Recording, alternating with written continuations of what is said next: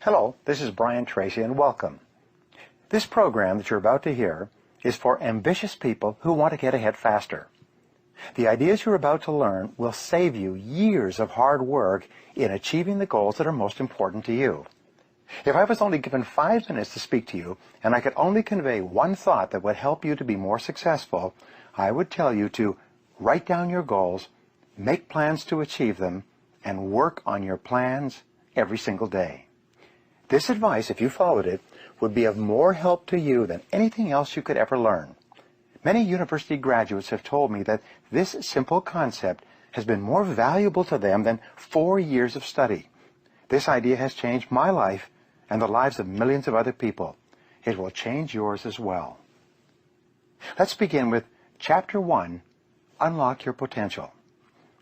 Your ability to set goals is the master skill of success. Goals unlock your positive mind and release ideas and energy for goal attainment. Without goals, you simply drift and flow on the currents of life. With goals, you fly like an arrow, straight and true to your target. The truth is that you probably have more natural potential than you could use if you lived 100 lifetimes. Whatever you have accomplished up to now is only a small fraction of what is truly possible for you. One of the rules for success is this: it doesn't matter where you're coming from. All that really matters is where you're going. And where you're going is solely determined by yourself and your own thoughts. Perhaps the greatest discovery in human history is the power of your mind to create almost every aspect of your life. Everything you see around you in the man-made world began as a thought or an idea in the mind of a single person before it was translated into reality. Everything in your life started as a thought, a wish, a hope, or a dream, either in your mind or in the mind of someone else. Your thoughts are creative. Your thoughts form and shape your world and everything that happens to you.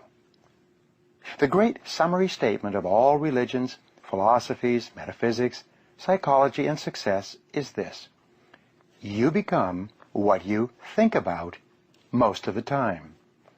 Your outer world ultimately becomes a reflection of your inner world and mirrors back to you what you think about. Whatever you think about continuously emerges in your reality. Many thousands of successful people have been asked what it is that they think about most of the time. The most common answer given by successful people is that they think about what they want and how to get it most of the time. Unsuccessful, unhappy people think and talk about what they don't want most of the time. They talk about their problems and worries and who is to blame most of the time. But successful people keep their thoughts and conversation on the topics of their most intensely desired goals. They think and talk about what they want most of the time. Imagine this exercise. You take a homing pigeon out of its roost, put it in a cage, cover the cage with a blanket, put the cage in a box covered with the blanket, and then place the box into a closed truck cab. You can then drive 1,000 miles in any direction. If you then open up the truck cab, take out the box, take off the blanket, and let the homing pigeon out of the cage, the homing pigeon will fly up into the air, circle 3 times, and then fly unerringly back to its home roost 1,000 miles away.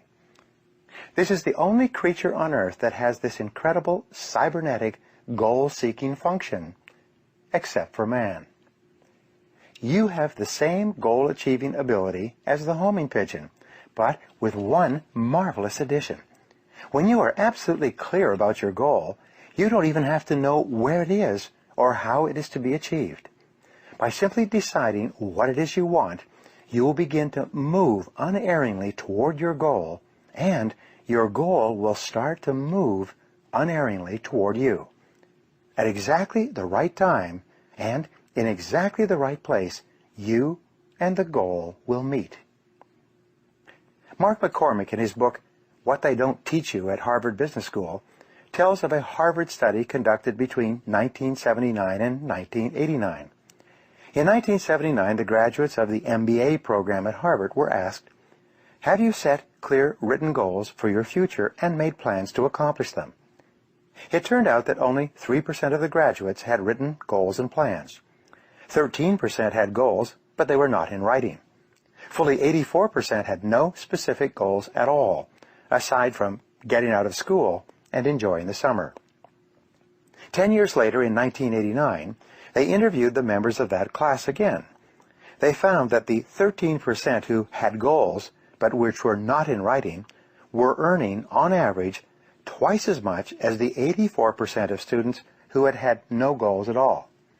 But most surprisingly, they found that the 3% of graduates who had clear written goals when they left Harvard were earning, on average, 10 times as much as the other 97% of graduates altogether. The only difference between the groups was the clarity of the goals they had for themselves when they started out. Goals give you a sense of meaning and purpose. Goals give you a sense of direction. As you move towards your goals, you feel happier and stronger. You feel more energized and effective. You feel more confident and competent in yourself and your abilities. Every step you take toward your goals increases your belief that you can set and achieve even bigger goals in the future. Your inborn potential is extraordinary. You have within you right now the ability to achieve almost any goal that you can set for yourself. Your greatest responsibility to yourself is to invest whatever time is required to become absolutely clear about exactly what it is you want and how you can best achieve it. The greater clarity you have regarding your true goals, the more of your potential you will unleash for good in your life. The starting point of all goal attainment is desire. You must develop an intense, burning desire for your goals if you really want to achieve them. It is only when your desire becomes intense enough that you will have the energy and the internal drive to overcome all the obstacles that will arise in your path as you start towards your goals. The great oil billionaire H.L. Hunt was once asked the secret of success. He replied that success required two things, and two things only. First, he said, you must know exactly what it is you want. Most people never make this decision. Second, he said, you must determine the price that you will have to pay to achieve it, and then get busy paying that price. Setting goals, working toward them day by day, and ultimately achieving them is the key to happiness in life. Goal setting is so powerful that the very act of thinking about your goals makes you happy, even before you've taken the first step toward achieving them. To unlock and unleash your full potential, you should make a habit of daily goal setting and achieving for the rest of your life.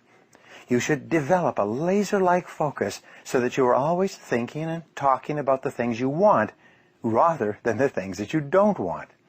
You must resolve from this moment on to be a goal-seeking organism, like a guided missile or a homing pigeon, moving unerringly toward the things that are important to you.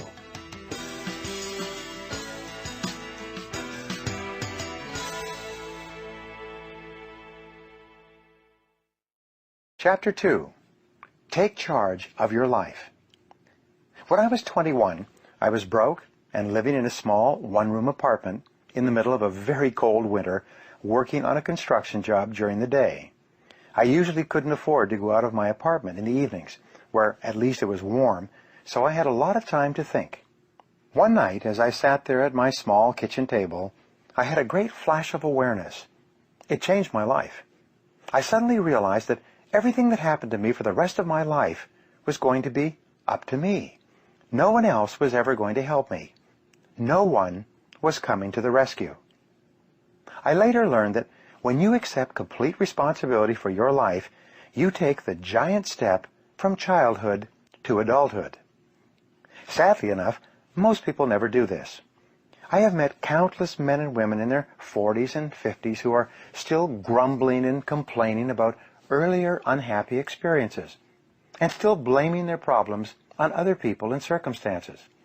And many people are still angry about something that one of their parents did or did not do to or for them 20 or 30 or even 40 years ago. They are trapped in the past and they can't get free. The greatest enemies of success and happiness are negative emotions of all kinds. It is negative emotions that hold you down, tire you out, and take away all your joy in life. It is negative emotions from the beginning of time that have done more harm to individuals and societies than all the plagues of history. One of your most important goals, if you want to be truly happy and successful, is to free yourself from negative emotions. And fortunately, this can be done if you learn how. The negative emotions of fear, self-pity, envy, jealousy, feelings of inferiority, and ultimately anger are mostly caused by 4 factors. The first of the 4 root causes of negative emotions is justification. You can only be negative as long as you can justify to yourself and others that you are entitled to be angry or upset for some reason. This is why angry people are continually explaining and elaborating on the reasons for their negative feelings. However, if you cannot justify your negativity, you can't be angry. For example, a person is laid off from a job due to a change in the economy and declining sales in the company. However, the individual is angry with his boss for this decision and justifies his anger by describing all the reasons why his being laid off was unfair. He can even get himself so incensed that he decides to sue or get even in some way. As long as he continues to justify his negative feelings toward his boss and the company, his negative emotions control him and absorb much of his life and thinking. However, as soon as he says, "Well, I've been laid off. These things happen. It's not personal. People get laid off all the time. I guess I'd better get busy finding a new job," his negative emotions vanish. He becomes calm, clear, and focused on the goal and on the steps he can take to get back into the workforce. As soon as he stops justifying, he becomes a more positive and effective person. The second cause of negative emotions is rationalization. When you rationalize, you attempt to give a socially acceptable explanation for an otherwise socially unacceptable act.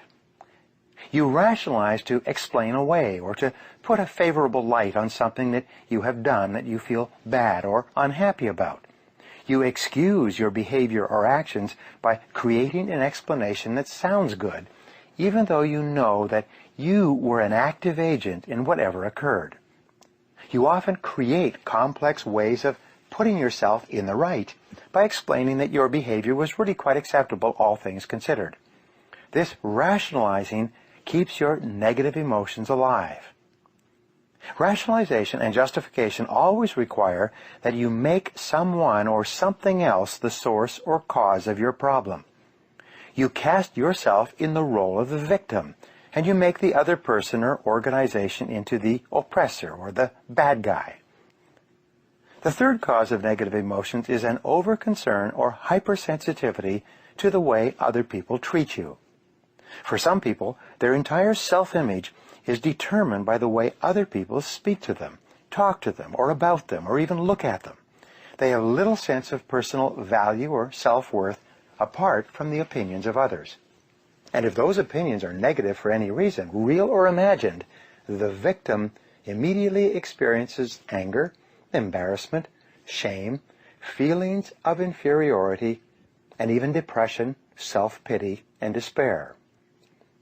The fourth cause of negative emotions, and the worst of all, is blaming.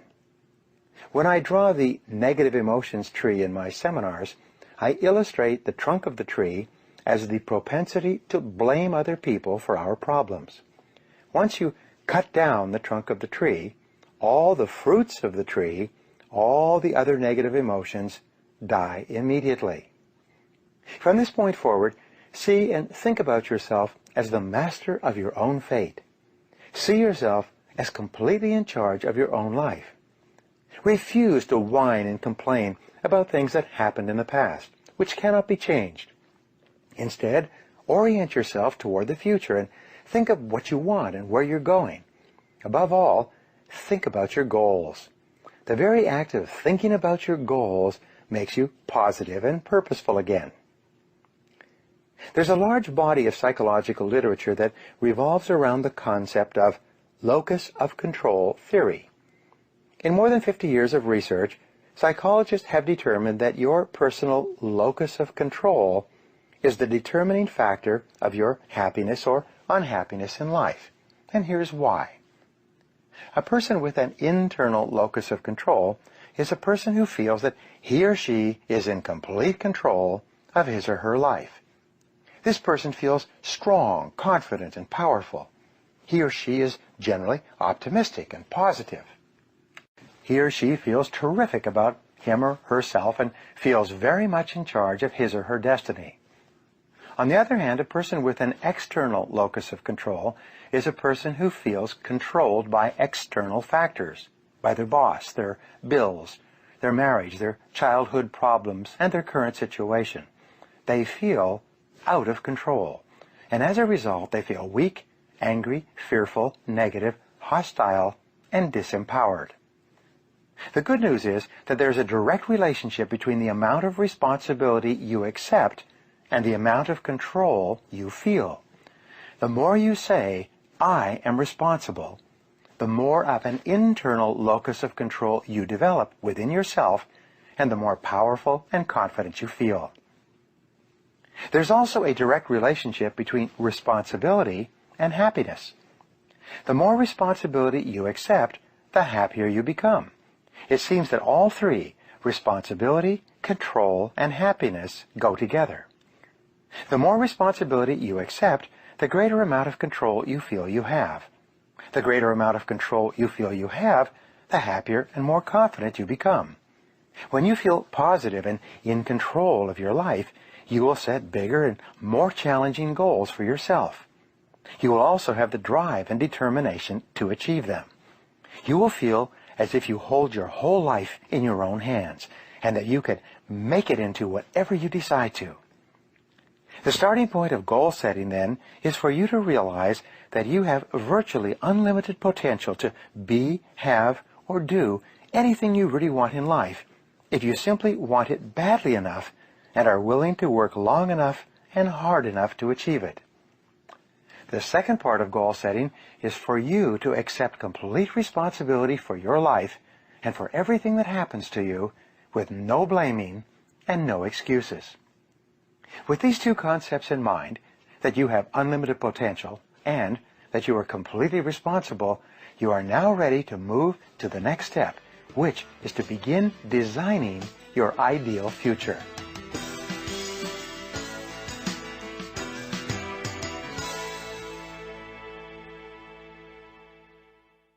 Chapter 3.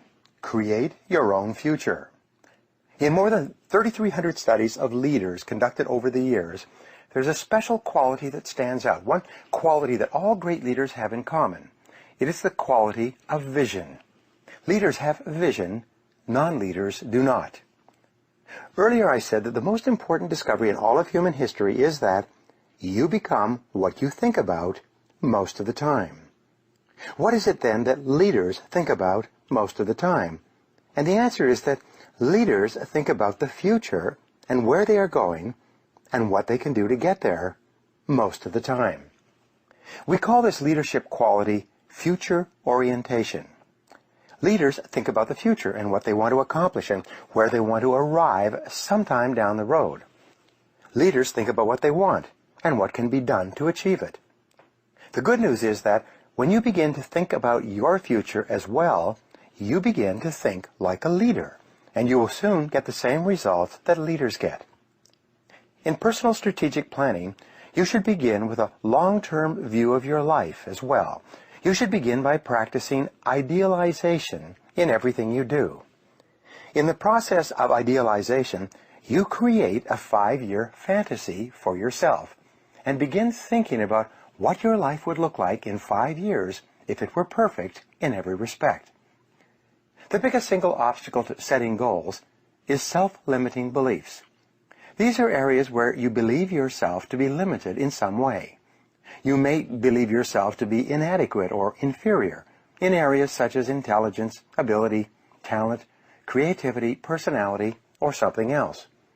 As a result, you sell yourself short. By underestimating yourself, you set either no goals or low goals that are far below what you are truly capable of accomplishing. By combining idealization and future orientation, you cancel or neutralize this process of self-limitation. You imagine for the moment that you have no limitations at all. You imagine that you have all the time, talents, and abilities you could ever require to achieve any goal you could set for yourself. No matter where you are in life, you imagine that you have all the friends, contacts, and relationships you need to open every door and achieve anything you could really want. You imagine that you have no limitations whatsoever on what you could be, have, or do in the pursuit of the goals that are really important to you.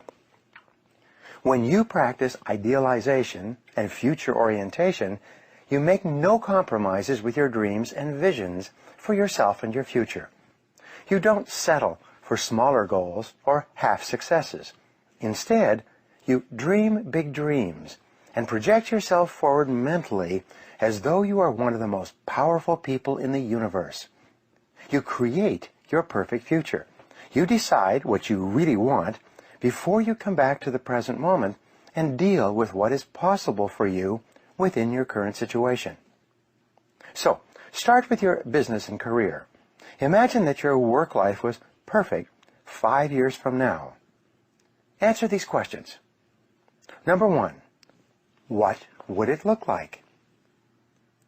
Number 2, if your work life were perfect, what would you be doing? Number 3, where would you be doing it? Number 4, who would you be working with? What level of responsibility would you have? 5, if you were at the top of your field, what kind of skills and abilities would you have? Number 6, what kind of goals would you be accomplishing? And number 7, what level of status would you have in your field if your career was perfect sometime in the future? When you answer these questions, imagine that you have no limits. Imagine that everything is possible for you. Imagine that you have a magic slate. That means you can write down anything you want. You can erase anything that may have happened in the past and create whatever picture you desire for your future. You can clean the slate at any time and start over. You have no limits. When you fantasize and imagine your perfect future, the only question you ask is, how? This is the most powerful question of all. Asking the word how repeatedly stimulates your creativity and triggers ideas to help you accomplish your goals. Unsuccessful people always wonder whether or not a particular goal is possible. High achievers, on the other hand, only ask the question, how? They then set to work to find ways to make their visions and goals into realities. When you have clear, exciting goals and ideals, you will feel happier about yourself and your world. You'll be more positive and optimistic. You'll be more cheerful and enthusiastic. You will feel internally motivated to get up and get going every morning, because every step you're taking will be moving you in the direction of something that is important to you. Resolve to think about your ideal future most of the time. Remember, the very best days of your life lie ahead. The happiest moments you will ever experience are still to come. The highest income you will ever earn is going to materialize in the months and years ahead. The future is going to be better than anything that may have happened in your past. There are no limits.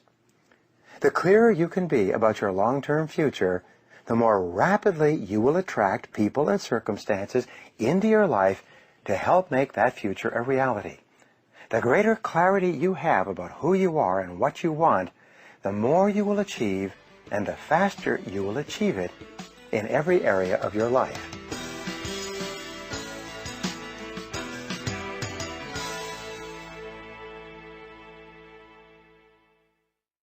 Chapter 4.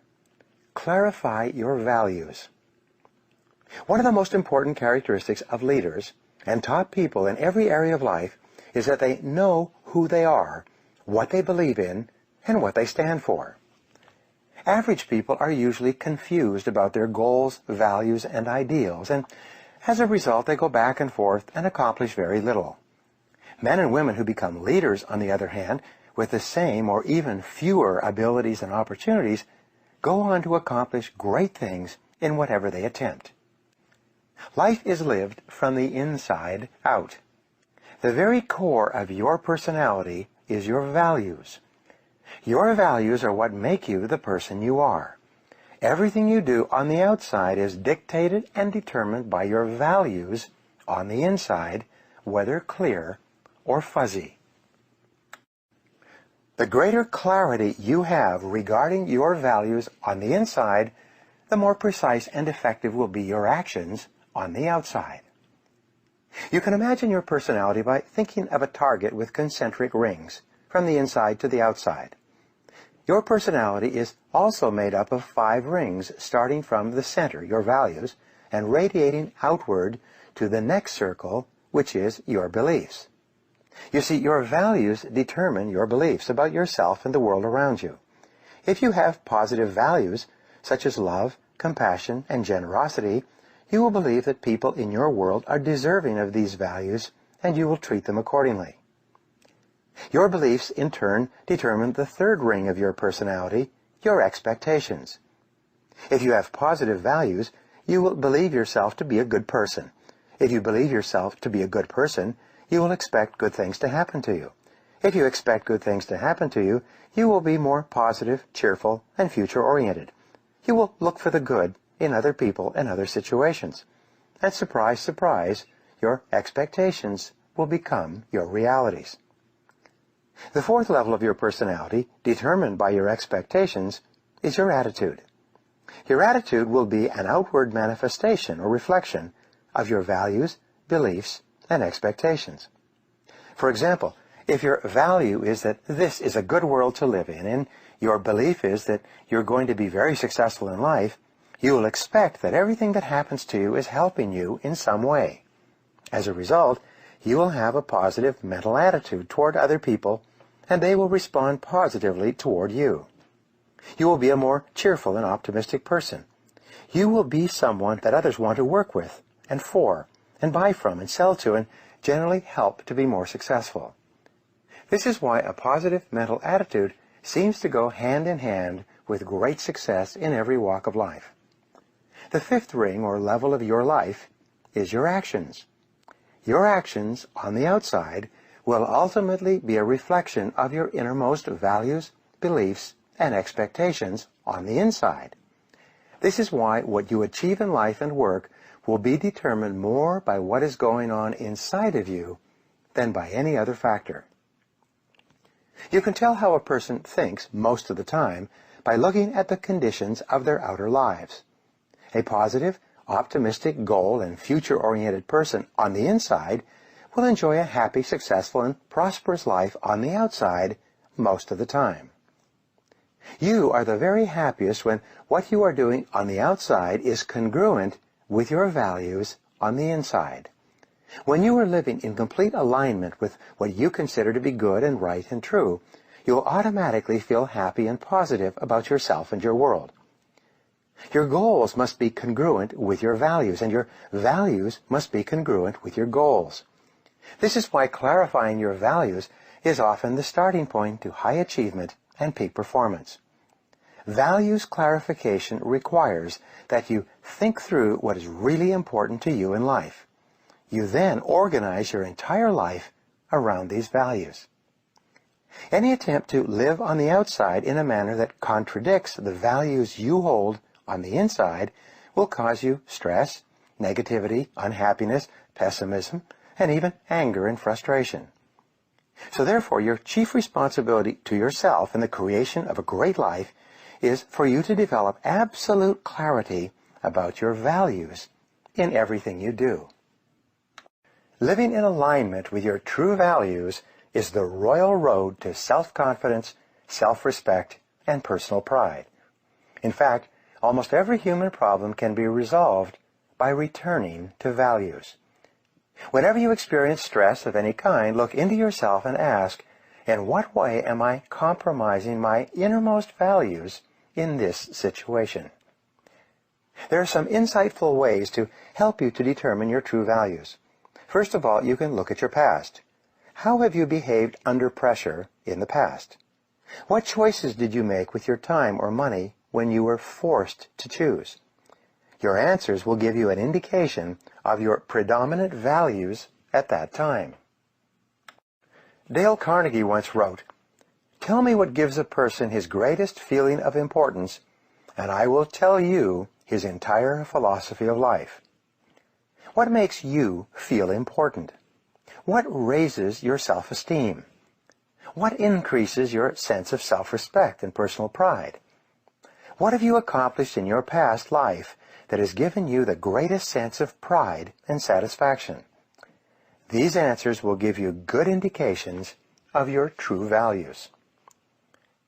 The spiritual teacher Emmett Fox once wrote about the importance of discovering your heart's desire. What is your heart's desire? What is it that deep down in your heart, more than anything else, you would like to be, have, or do in life? As a friend of mine asked, what do you want to be famous for? What words would you like people to use to describe you when you are not there? What would you like people to say about you when you have passed on? What would you like someone to say about you at your funeral? How do you want your family, friends, and children to remember you? How would you want them to talk about you after you had left this earth? How would you like people to talk to them about you today? What kind of reputation do you have right now? What kind of a reputation would you like to have sometime in the future? And what would you have to begin doing today in order to create the kind of reputation that you desire? Remember, it doesn't matter where you're coming from. All that really matters is where you're going. If you were an outstanding person in every respect, how would you behave toward others? What sort of impression would you leave on others after you had met them and spoken with them? Imagine you could be a completely excellent person. How would you be different from today? In psychology, your level of self-esteem determines your level of happiness. Self-esteem is defined as how much you like yourself. Your self-esteem, in turn, is determined by your self-image. This is the way you see yourself and think about yourself in your day-to-day interactions with others. Your self-image is shaped by your self-ideal. Your self-ideal is made up of the virtues, values, goals, hopes, dreams, and aspirations that you have for yourself sometime in the future. Here's what psychologists have discovered. The more your behavior in the moment is consistent with what you feel your ideal behavior should be, the more you like and respect yourself, and the happier you are. Your aim should be to deliberately and systematically create the circumstances that raise your self-esteem in everything you do. You should live your life as though you are already the outstanding person that you intend to be sometime in the future. What are your values today with regard to your work and your career? Do you believe in the values of integrity, hard work, dependability, creativity, cooperation, initiative, ambition, and getting along well with other people? People who live these values in their work are vastly more successful and more highly esteemed than people who do not. What are your values with regard to your family? Do you believe in the importance of unconditional love, continuous encouragement and reinforcement, patience, forgiveness, generosity, warmth, and attentiveness? People who practice these values consistently with the important people in their lives are much happier than people who do not. What are your values with regard to money and financial success? Do you believe in the importance of honesty, industry, thrift, frugality, education, excellent performance, quality, persistence? People who practice these values are far more successful in their financial lives than those who do not, and they're far more successful far faster as well. What about your health? Do you believe in the importance of self-discipline, self-mastery, and self-control with regard to diet, exercise, and rest? Do you set high standards for your levels of health and fitness and then work every day to live up to those standards? People who practice these values live longer, healthier lives than people who do not. Perhaps the most important value of all is that of integrity.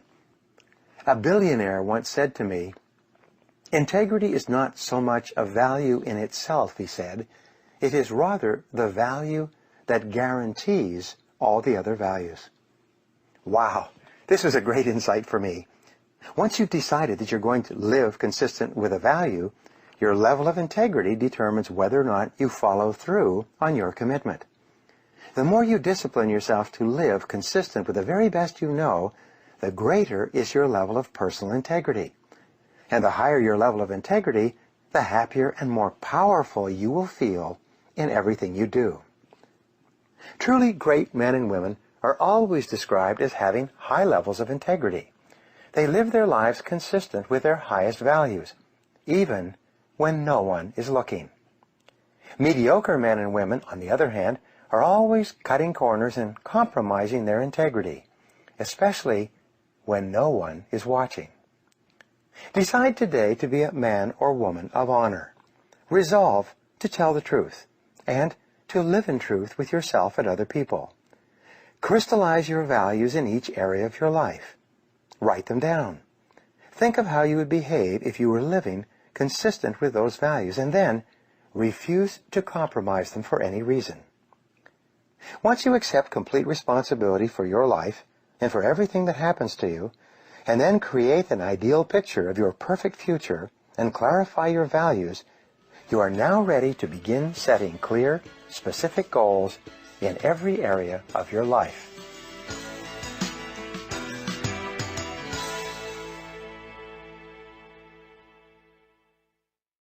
Chapter 5.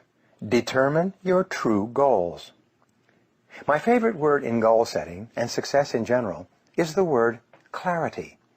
There is a direct relationship between the level of clarity you have about who you are and what you want and virtually everything else you accomplish in life. Superior men and women invest the time necessary to develop absolute clarity about themselves and what they really want, like designing a detailed blueprint for a building before they begin construction.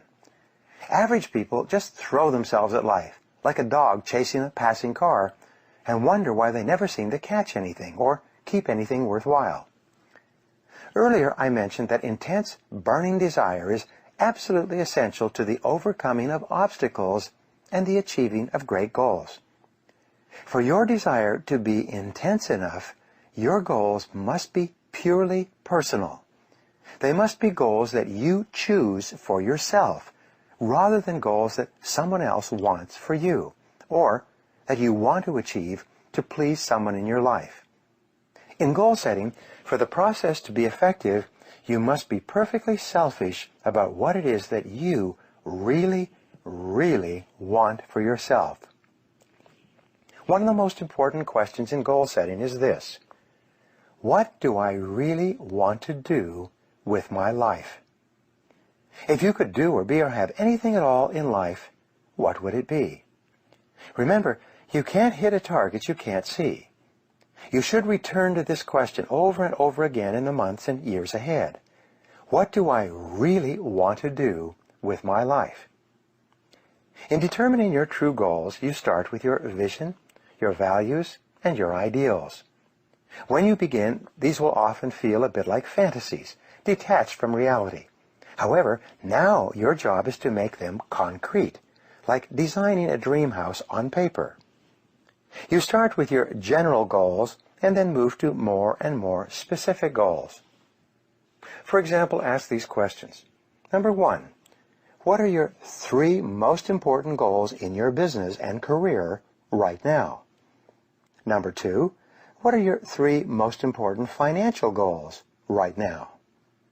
Number 3, what are your 3 most important family or relationship goals right now? And 4, what are your 3 most important health and fitness goals right now?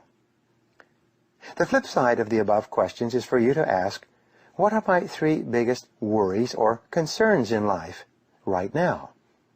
What bothers you, worries you, concerns you, and preoccupies you in your day-to-day life? What aggravates or irritates you?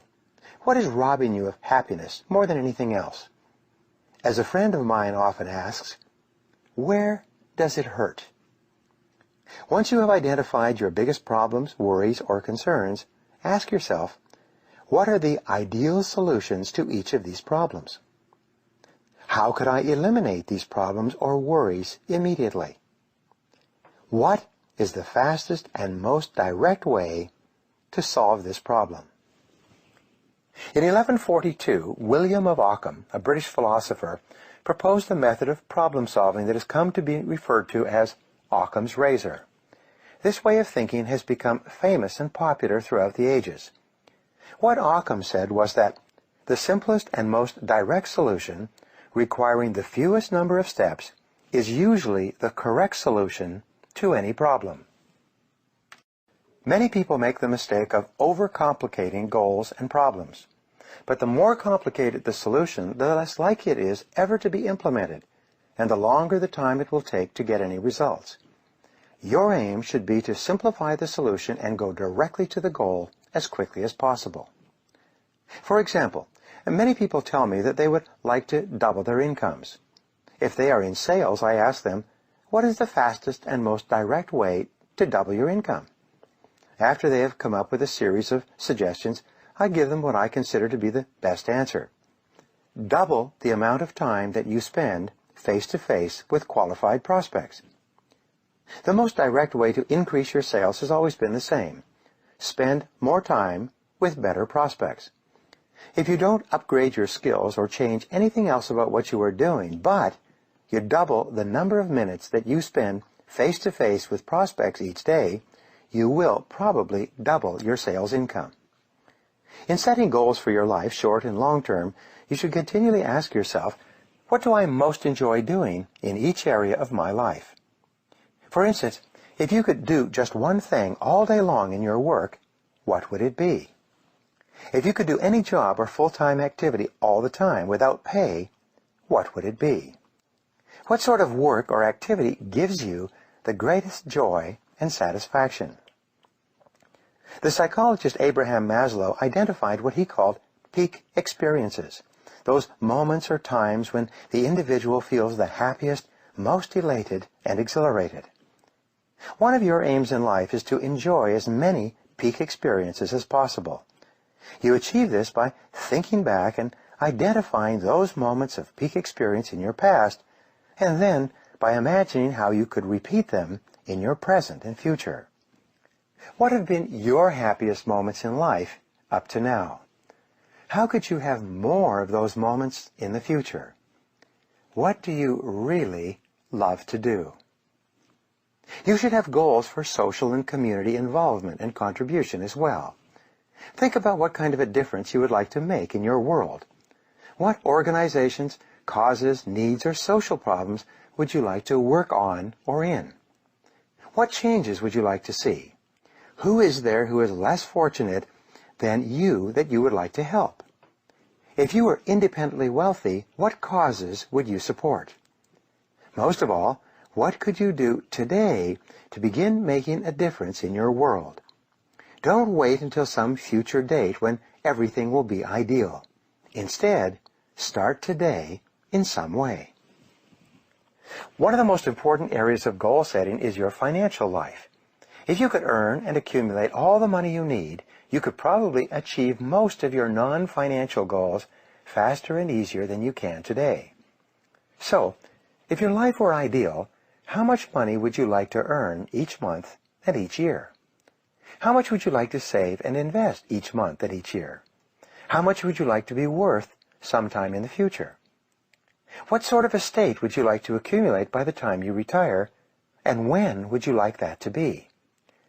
Most people are hopelessly confused about their financial goals, but when you become absolutely clear about them for yourself, your ability to achieve them increases dramatically.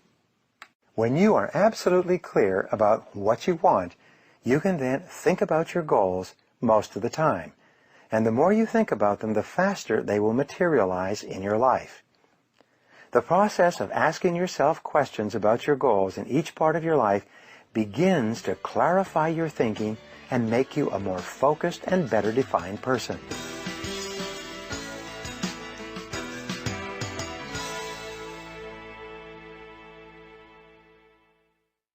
Chapter 6, Analyze Your Beliefs. Perhaps the most important of all mental laws is the law of belief. This law says that whatever you believe with conviction becomes your reality. You do not believe what you see what you already believe. You actually view your world through a lens of beliefs, attitudes, prejudices, and preconceived notions. Dr. William James of Harvard said in 1905, "Belief creates the actual fact." He went on to say that the greatest revolution of my generation is the discovery that individuals, by changing their inner attitudes of mind, can change the outer aspects of their lives. The worst of all beliefs are self-limiting beliefs. If you believe yourself to be limited in some way, whether or not it is true, it becomes true for you. If you believe it, you will act as if you were deficient in that particular area of talent or skill. Overcoming self-limiting beliefs and self-imposed limitations is often the biggest obstacle standing between you and the realization of your full potential. Self-limiting beliefs, sometimes based on a single experience or a casual remark, can hold you back for years. Almost everyone has had the experience of mastering a skill in an area where they thought that they had no ability, and being quite surprised at themselves. Perhaps this has happened to you. You suddenly realize that your limiting ideas about yourself in that area were not based on fact at all. Many people, because of their negative beliefs, most of which are erroneous, falsely consider themselves to be limited in intelligence, talent, capability, creativity, or skill of some kind. In virtually every case, however, these beliefs are false. The fact is that you have more potential than you could ever use in your entire lifetime. The good news about beliefs is that all beliefs are learned. They can therefore be unlearned, especially if they're not helpful. The starting point of unlocking more of your potential is for you to identify your self-limiting beliefs and then ask, what if they were not true at all? What if you were possessed of an extraordinary ability in an area where you didn't think you were very good at all, such as selling, entrepreneurship, public speaking, or money-making? Imagine that there was a belief store, very much like a computer software store, that you could visit and purchase a belief to program into your subconscious mind. If you could choose any set of beliefs at all, which beliefs would be the most helpful to you? Here is my suggestion. Select this belief: I am destined to be a big success in life. If you absolutely believe that you are destined to be a big success, you will walk, talk, and act as if everything that happens to you in life is part of a great plan to make you successful. And as it happens, this is how the top people think in every field. Top people look for the good in every situation. They know that it is always there. No matter how many reversals and setbacks they experience, they expect to get something good out of everything that happens to them. They believe that every setback is part of a great plan that is moving them inexorably toward achieving the great success that is inevitable for them. If your beliefs are positive enough, you will seek the valuable lesson in every setback or difficulty. You will confidently believe that there are many things that you have to learn on the road to achieving and keeping your ultimate success. You therefore look upon every problem as a learning experience. Emmett Fox, the spiritual teacher I mentioned before, once said that your main job in life is to create the mental equivalent within yourself of what you want to realize and enjoy in your outer world. Your focus must be on creating the beliefs within yourself that are consistent with the great success you want to be in your outer world. You achieve this by challenging your self-limiting beliefs, by rejecting them and then acting as if they did not exist. You reinforce the development of new life-enhancing beliefs by increasing your knowledge and skills in your field to the point where you feel equal to any demand or challenge. You accelerate the development of new positive beliefs by setting bigger and more exciting goals in every area. Finally, you act continually as if you are already the person that you desire to be. Your aim is to reprogram your subconscious mind for success by creating the mental equivalent in everything you do or say. Your beliefs are always manifested in your words and actions. Make sure that everything you say and do from now on is consistent with the beliefs that you want to have and the person that you want to become. In time, you'll replace more and more of your self-limiting beliefs with life-enhancing beliefs. Over time, you will completely reprogram yourself for success. When this occurs, the transformation that takes place in your outer life will amaze you and all the people around you.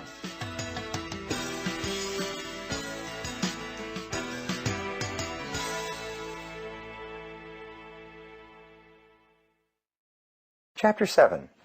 Start at the beginning. Imagine that you were going to take a long trip across the country.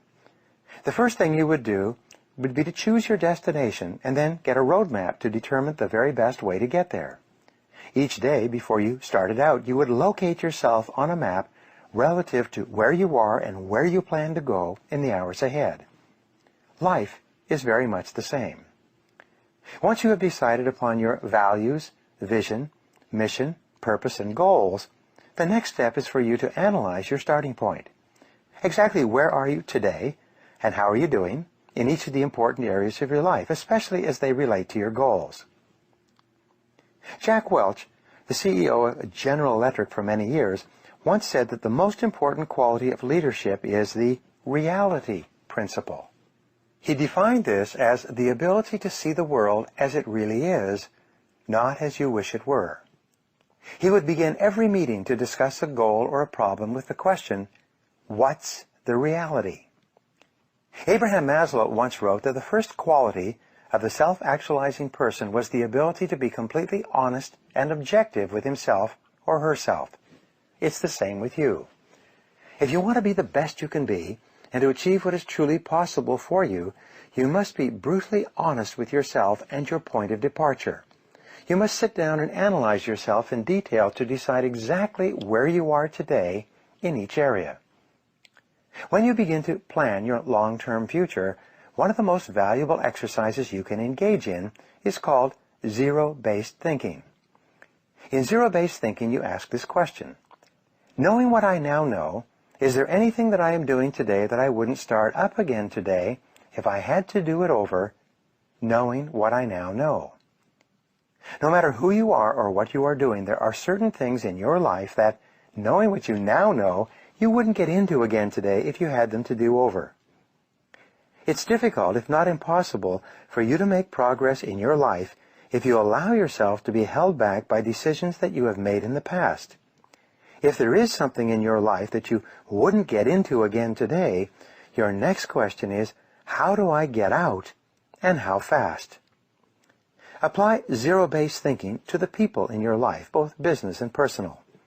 Is there any relationship in your life that, knowing what you now know, you wouldn't get into? Is there any person that you have hired, assigned, or promoted that, knowing what you now know, you wouldn't hire back again today?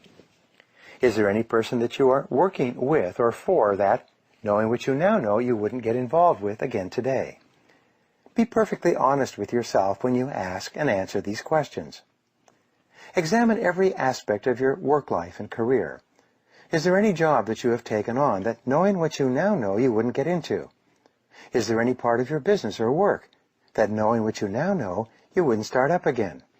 Is there any activity, process, product, service, or expenditure in your business that, knowing what you now know, you wouldn't embark upon again today if you had to do it over? After people and work considerations, look at your investments. Is there any investment of time, money, or emotion that, knowing what you now know, you wouldn't get into again today if you had to do it over? If the answer is no, how do you get out, and how fast? Fully 70% of the decisions that you make will turn out to be wrong in the fullness of time. When you made the decision or commitment, it was probably a good idea, based on the circumstances and knowledge of the moment. But now, the situation may have changed, and it is time to zero-base it, based on the way things are today. You can usually tell if you are in a zero-based thinking situation because of the stress that it causes. Whenever you are involved in something that, knowing what you now know, you wouldn't get into, you experience ongoing stress, aggravation, irritation, and anger. Sometimes people spend an enormous amount of time trying to make a business or personal relationship succeed. But if you zero-base this relationship, the correct solution is often to get out of the relationship altogether. The only real question is whether or not you have the courage to admit that you were wrong and then take the necessary steps to correct the situation. When you embark on the achievement of any great goal, you should imagine that at any time you could start your career over again. Never allow yourself to feel locked in or trapped by a particular decision from the past. Keep focused on the future. Many people today are walking away from their educations, their businesses, their industries, and their years of experience and getting into something completely new and different. They are honest enough to recognize that there is a limited future in the direction they are going, and they are determined to get into something where the future possibilities are far greater. You must do the same. In doing a baseline assessment of yourself and your life, you must face the facts, whatever they are. As Harold Janine of ITT once said, facts don't lie. Seek out the real facts, not the obvious facts, the apparent facts, the hoped-for facts, or the wished-for facts. The true facts are what you need to make good decisions. Take a hard look at your current company and industry. Take a hard look at your current job situation. Take a hard look at your market relative to your competitors. In reinventing yourself, stand back and think about starting your career over again today, knowing what you now know. Imagine that your job and your industry disappeared overnight. Imagine that you had to make brand new career choices. If you were starting over again today, with your special combination of talents and skills, what would you choose to do that is different from what you are doing now? In mentally starting over, as though you were beginning your career anew, look deeply into yourself as well. What good habits do you have that are helping you and moving you toward your goals? What bad habits have you developed that may be holding you back? What are your very best qualities of character and personality? What are your weakest qualities? What new habits and qualities do you need to develop to get the very most out of yourself, and what is your plan to begin developing them? What bad habits do you need to get rid of and replace with good habits? There's an old saying, well begun is half done. Doctors say, accurate diagnosis is half the cure. Taking the time to honestly evaluate each part of your situation before you launch toward your goal will save you months and even years on your journey. In many cases, it will force you to reevaluate your goals in the light of superior analysis and knowledge. It will dramatically improve the speed at which you achieve your goals once you get going.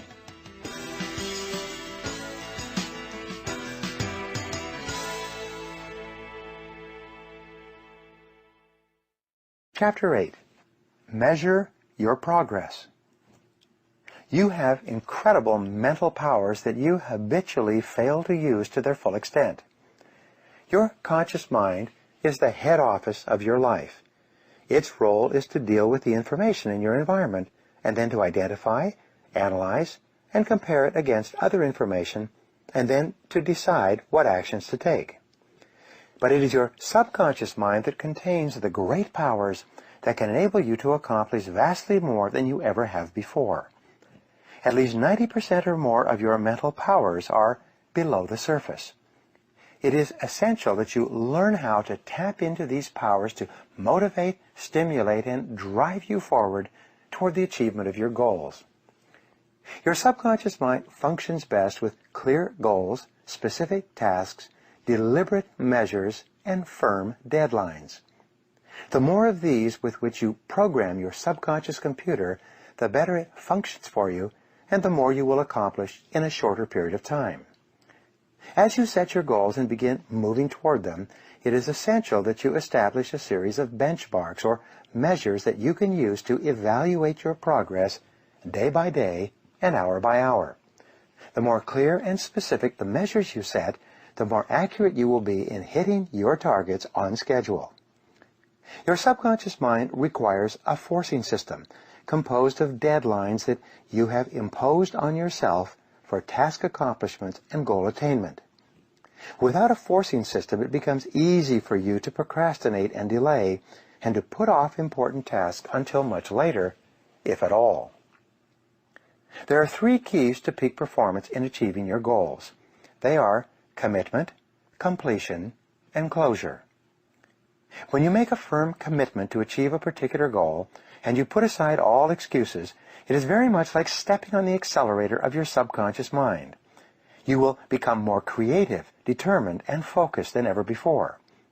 Great men and women are those who make clear, unequivocal commitments and then refuse to budge from them no matter what happens. Completion is the second ingredient in peak performance. There is an enormous difference between doing 95% of a task and doing 100% of a task. In fact, it is very common for people to work very hard up to the 90% or 95% level and then to slack off and delay the final completion of the task. This is a temptation that you must fight against. You must continually force yourself, discipline yourself to resist this natural tendency and push through to completion. Every time you complete a task of any kind, your brain releases a small quantity of endorphins. This natural morphine gives you a sense of well-being and elation. It makes you feel happy and peaceful. It stimulates your creativity and improves your personality. It is nature's wonder drug. The more important the task that you complete, the greater is the quantity of endorphin that your brain releases, very much like a reward for success and achievement. Over time, you can actually develop a positive addiction to the feelings of well-being that you receive from this endorphin rush. Even when you complete a small task, you feel happier. When you complete a large task, you feel happier still. When you finish the various steps on the way to the completion of a large task, at every achievement, you get an endorphin rush. You feel continuously happy and exhilarated when you are working toward the completion of an important job. Everyone wants to feel like a winner, and feeling like a winner requires that you win. You get the feeling of the winner by completing a task 100%. When you do this repeatedly, eventually you develop the habit of completing the tasks that you begin. When this habit of task completion locks in, your life will begin to improve in ways that you cannot today imagine. In psychology, the reverse is also true. The incomplete action is a major source of stress and anxiety. In fact, much of the unhappiness that people experience is because they have not been able to discipline themselves to follow through and complete an important task or responsibility. If you've ever had a major assignment that you have been putting off, you know what I'm referring to. The longer you wait to get started on an assignment, and the closer the deadline approaches, the greater stress you experience. It can start to keep you up at night and affect your personality. But when you finally launch into the task and push it through to completion, you feel a great sense of relief and well-being. The third C, after commitment and completion, is closure. This is the difference between an open loop and a closed loop. Bringing closure to an issue in your personal or business life is absolutely essential for you to feel happy and in control of your situation. Lack of closure, unfinished business, and incomplete action of any kind are all major sources of stress, dissatisfaction, and even failure in business. They consume enormous amounts of physical and emotional energy. Perhaps the most important ability in the world of work is dependability. There is nothing that will get you paid more and promoted faster than to develop a reputation for getting your tasks done quickly and well and on schedule.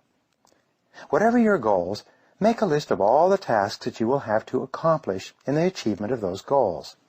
Put a deadline on every one of those tasks. Then, work every day and every hour to hit your deadlines.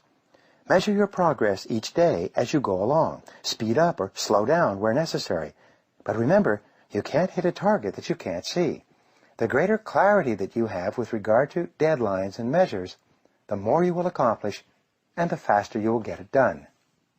A goal or a decision without a deadline is merely a discussion. It has no energy behind it. It is like a bullet with no powder in the cartridge. Unless you establish deadlines to which you are committed, you will end up firing blanks in life and in work. Sometimes people ask, what if I set a deadline and I don't achieve the goal by the deadline? Simple. Set another deadline, and then another if necessary. Deadlines are best guess estimates of when the task will be completed.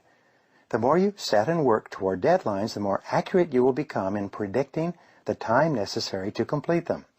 You will become better and better at achieving your goals and completing your tasks on schedule every single time. In each area of your life, analyze your activities carefully and select a specific number that, more than anything else, determines your level of success in that area. Then, focus all of your attention all day long on that specific number. The very act of focused attention will cause you to perform better in that area, both consciously and unconsciously. If you want to be healthier, you could focus on the number of minutes per week that you exercise, or the number of calories per day that you eat. If you want to be successful financially, you can focus on the amount that you earn each hour, or the amount that you save each month. If you want to be successful in sales, you could focus on the number of calls you make each day, or the number of sales, or the size of each sale that you make each month. If you want to be successful in your relationships, you can focus on the number of minutes that you spend face-to-face with the most important people in your life each day and each week. You've heard the saying, what gets measured gets done. There's another saying, if you can't measure it, you can't manage it. Your ability to set specific measures on your goals and then to keep an accurate record and track your performance each day will assure that you achieve your goals exactly when you have decided to, or even before.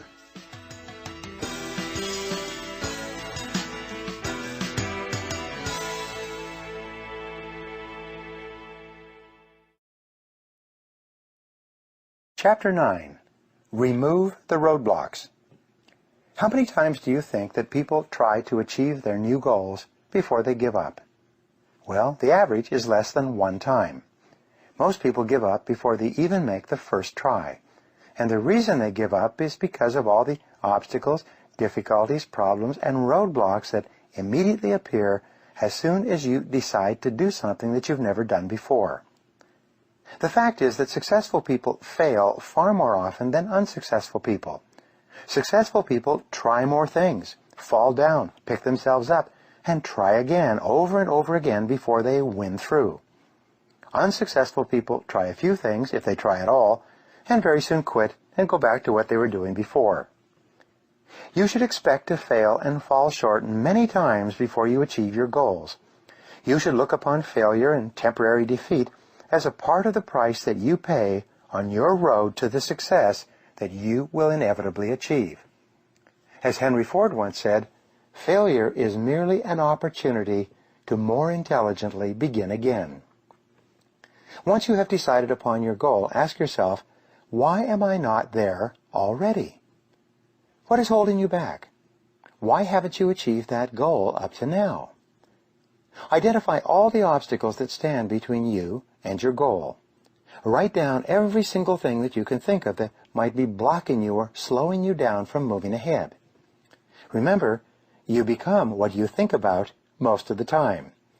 In the area of problems and difficulties, successful people have a particular way of thinking that we call solution orientation.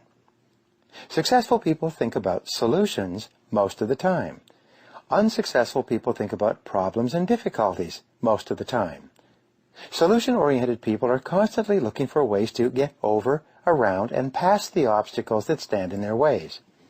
Problem-oriented people talk continuously about their problems, about who or what caused them, how unhappy or angry they are, and how unfortunate it is that they have occurred. Solution-oriented people, on the other hand, simply ask the question, how can we solve this? And then they take action to deal with the problem.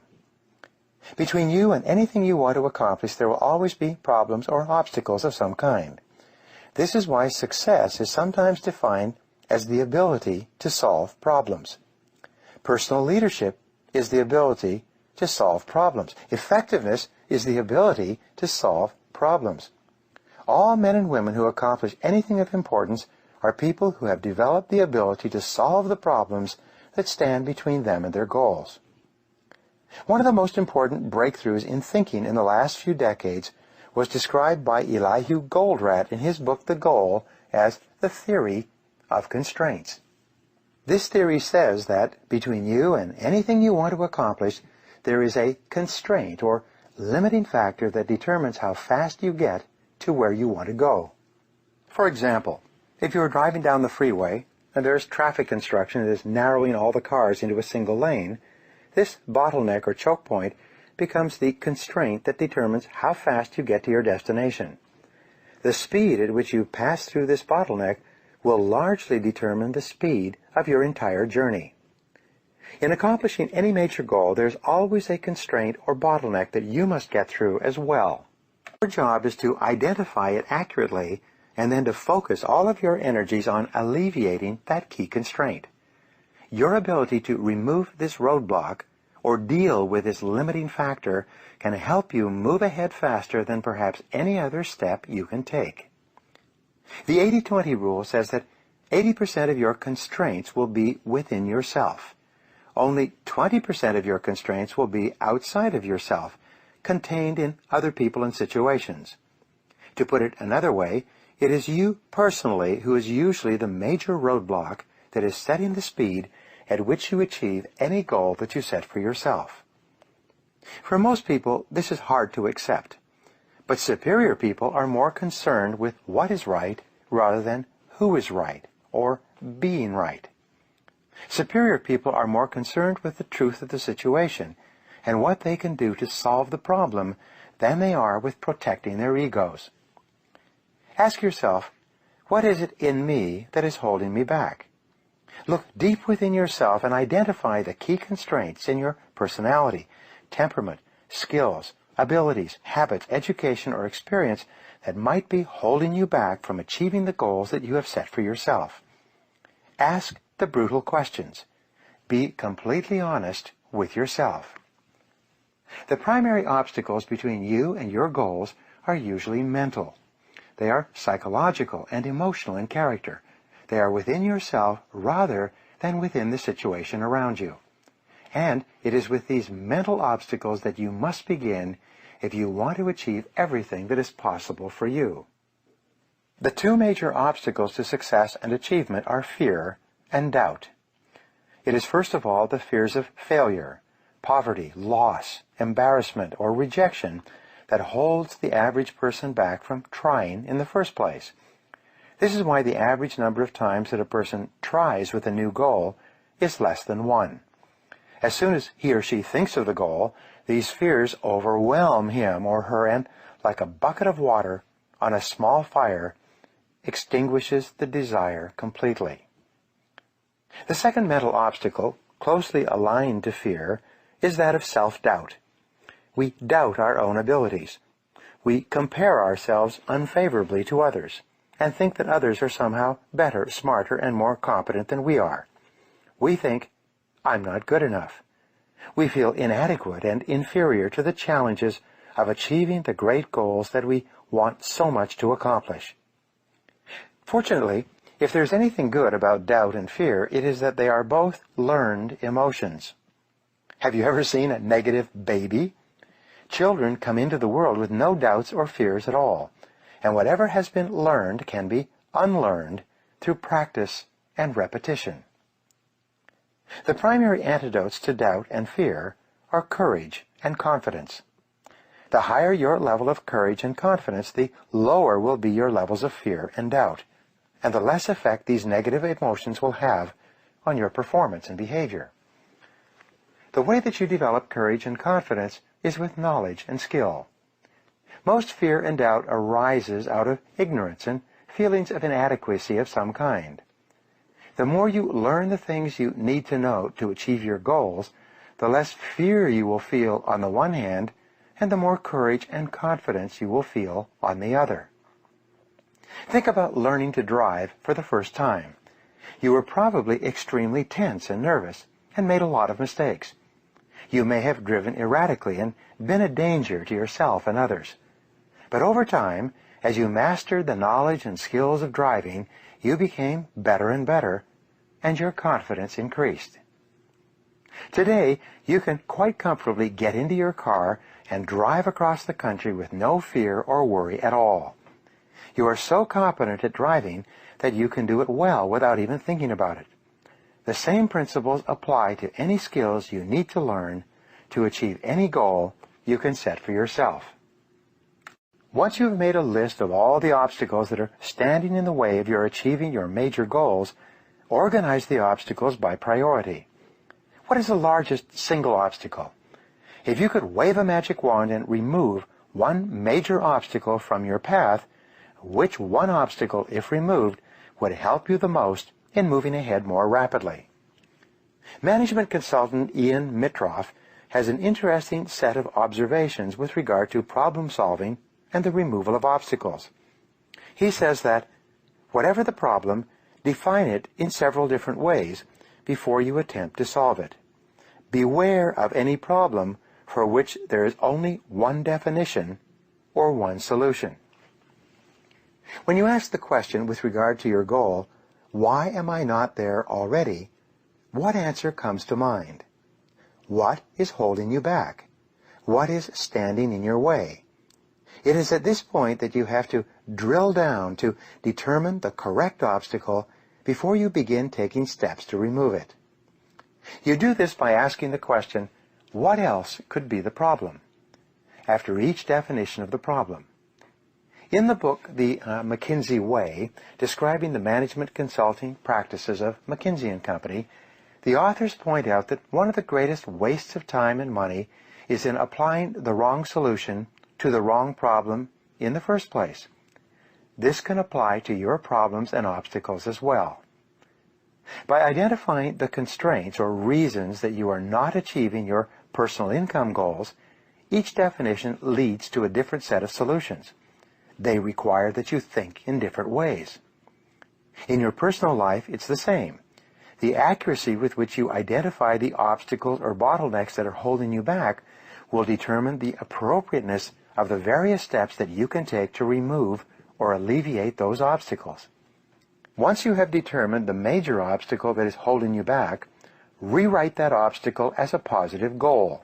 For example, you could now say, my goal is to continually upgrade my skills and abilities so that I am in the top 10% of money earners in my field. You then make a list of all the things that you could do to upgrade your knowledge and skills, improve your time management, increase your efficiency and effectiveness, and make more sales for your company. You set deadlines and measures next to each step in your strategy to achieve excellence in your field. You then select one key task and take action on it immediately.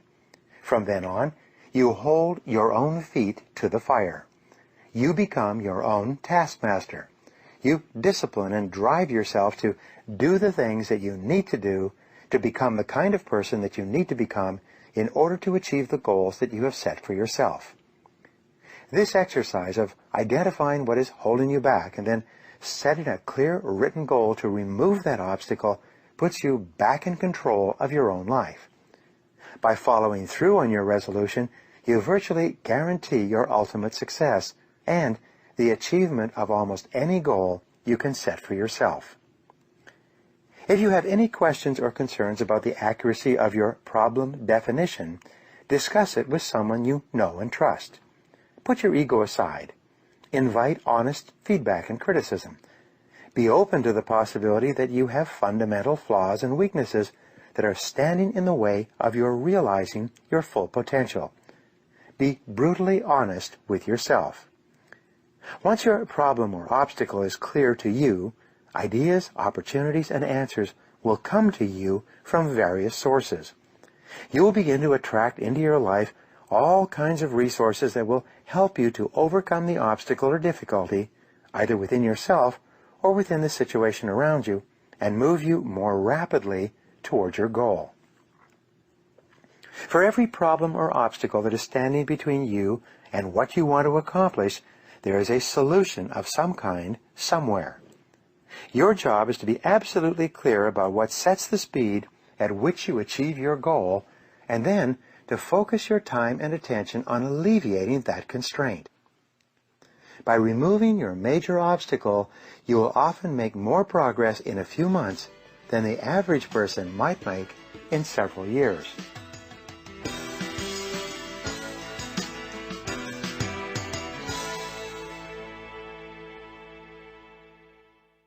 Chapter 10. Become an expert in your field. One of the qualities of top people is that at a certain point in their careers, they decided to commit to excellence. They decided to be the best at what they do. They decided to pay any price, make any sacrifice, and invest any amount of money necessary to become very good in their chosen fields. And as a result of this decision, they pulled away from the pack of average performers and moved themselves upward into the income category where today they earn 3, 4, 5, and even 10 times as much as their peers who have not made this commitment. Everyone who is in the top 10% in their field started in the bottom 10%. Everyone who is doing well today was once doing poorly. And even more importantly, whatever others have done within reason, you can do as well. No one is smarter than you, and no one is better than you. People are just better or smarter in different areas. In addition, all business skills are learnable. People who are doing better in some area of business have learned the essential skills in combination with other skills before you have. If you are not achieving what others are achieving, it simply means that you have not learned those skills yet. You can learn anything you need to learn to achieve any goal you can set for yourself. There are no real limits on what you can accomplish except for the limits that you place on your own mind and imagination. If you decide to become excellent, to join the top 10% of people in your field, there is nothing on earth that can stop you from getting there except yourself. Once you have decided to become one of the best people in your field, the only question you ask is, how do I achieve it?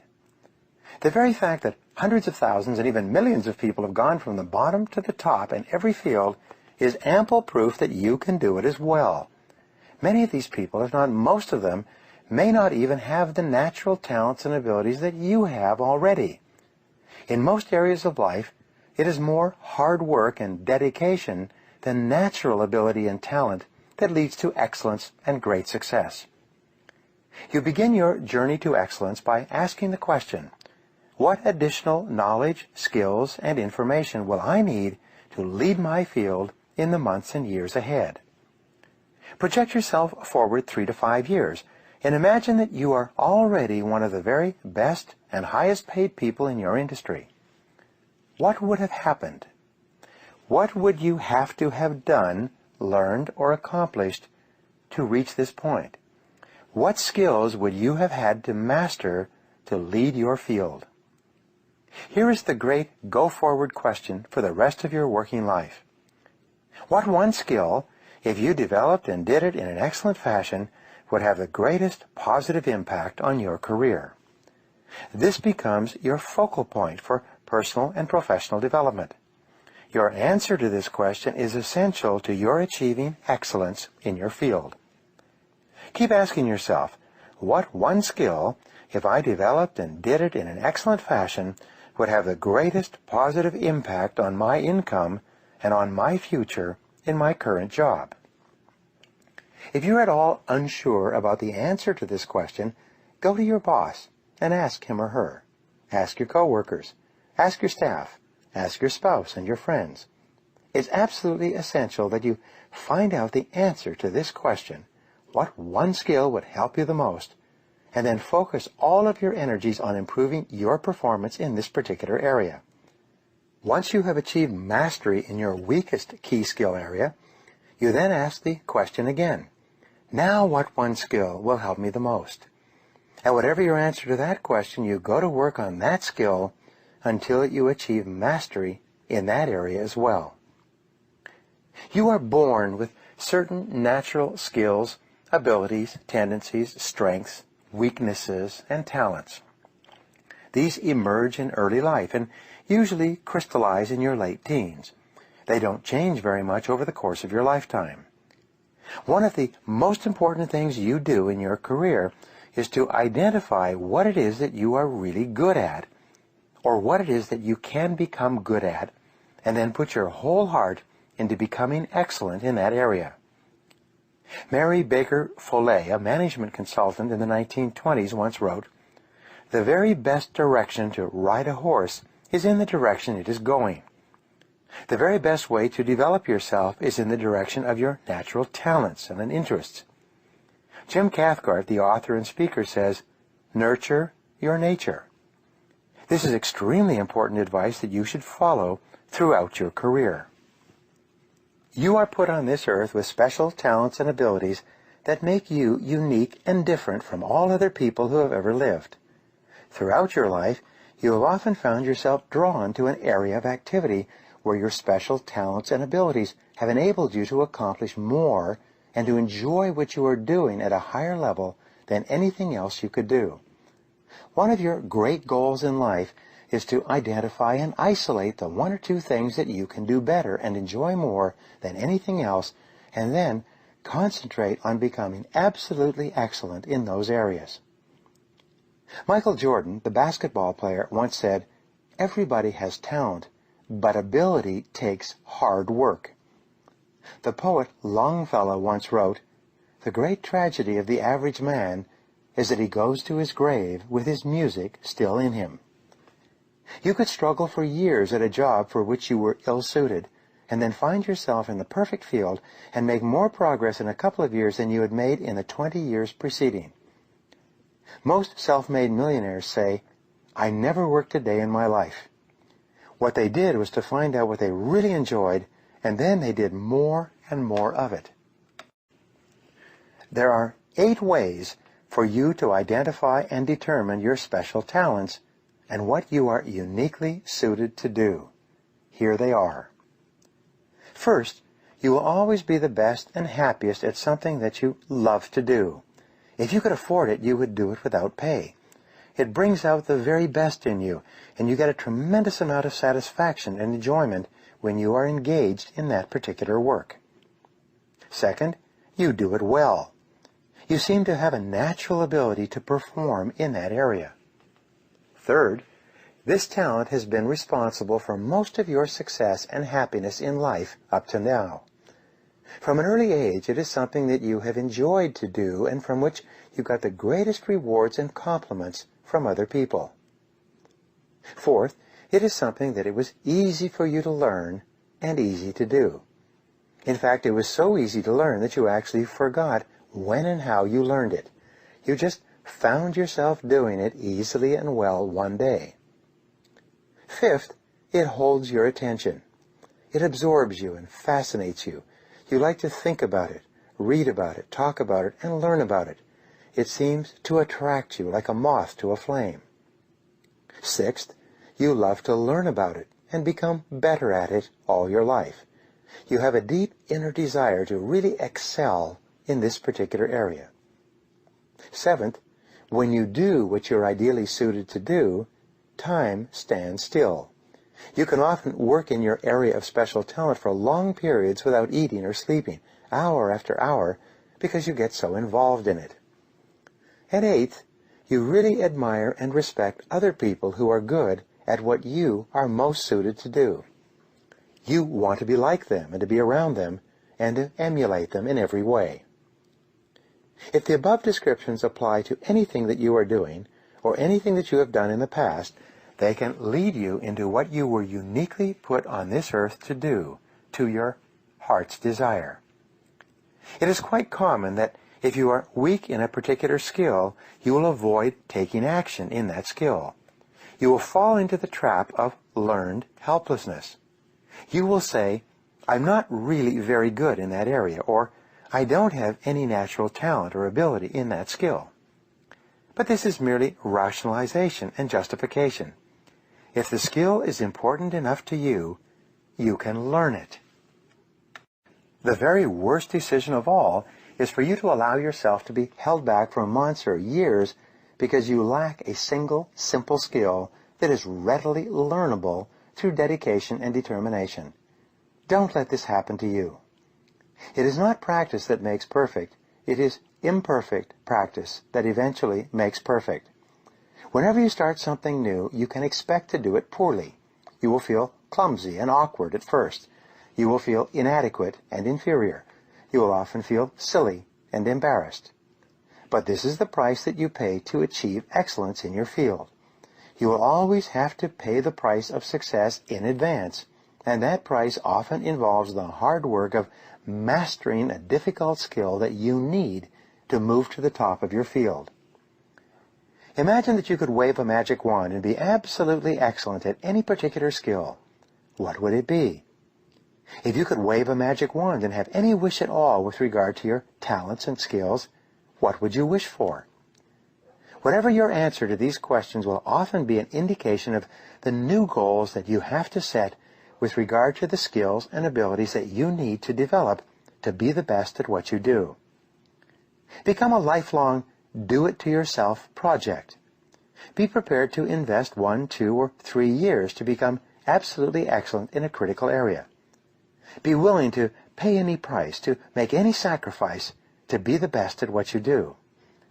The more you practice what you are learning, the faster you will become competent and skilled in that area. The more you practice, the more confidence you will develop.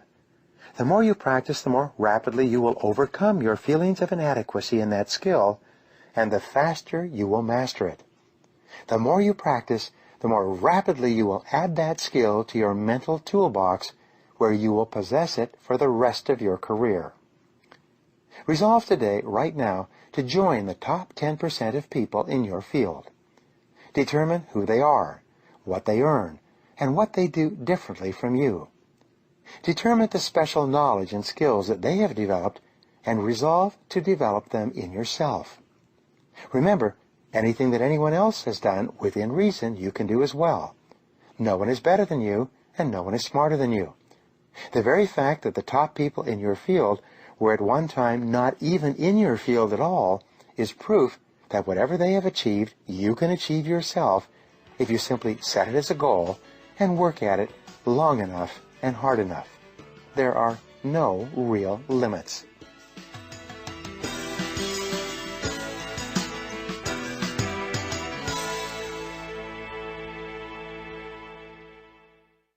Chapter 11. Associate with the right people. Everything in life and business is relationships. Everything you accomplish or fail to accomplish will be bound up with other people in some way. Your ability to form the right relationships with the right people at every stage of your life and career will be the critical determinant of your success and achievement, and will have an inordinate impact on how quickly you achieve your goals. The more people you know and who know you in a positive way, the more successful you will be at anything you attempt. One person at the right time in the right place can open a door for you that can change your life and save you years of hard work.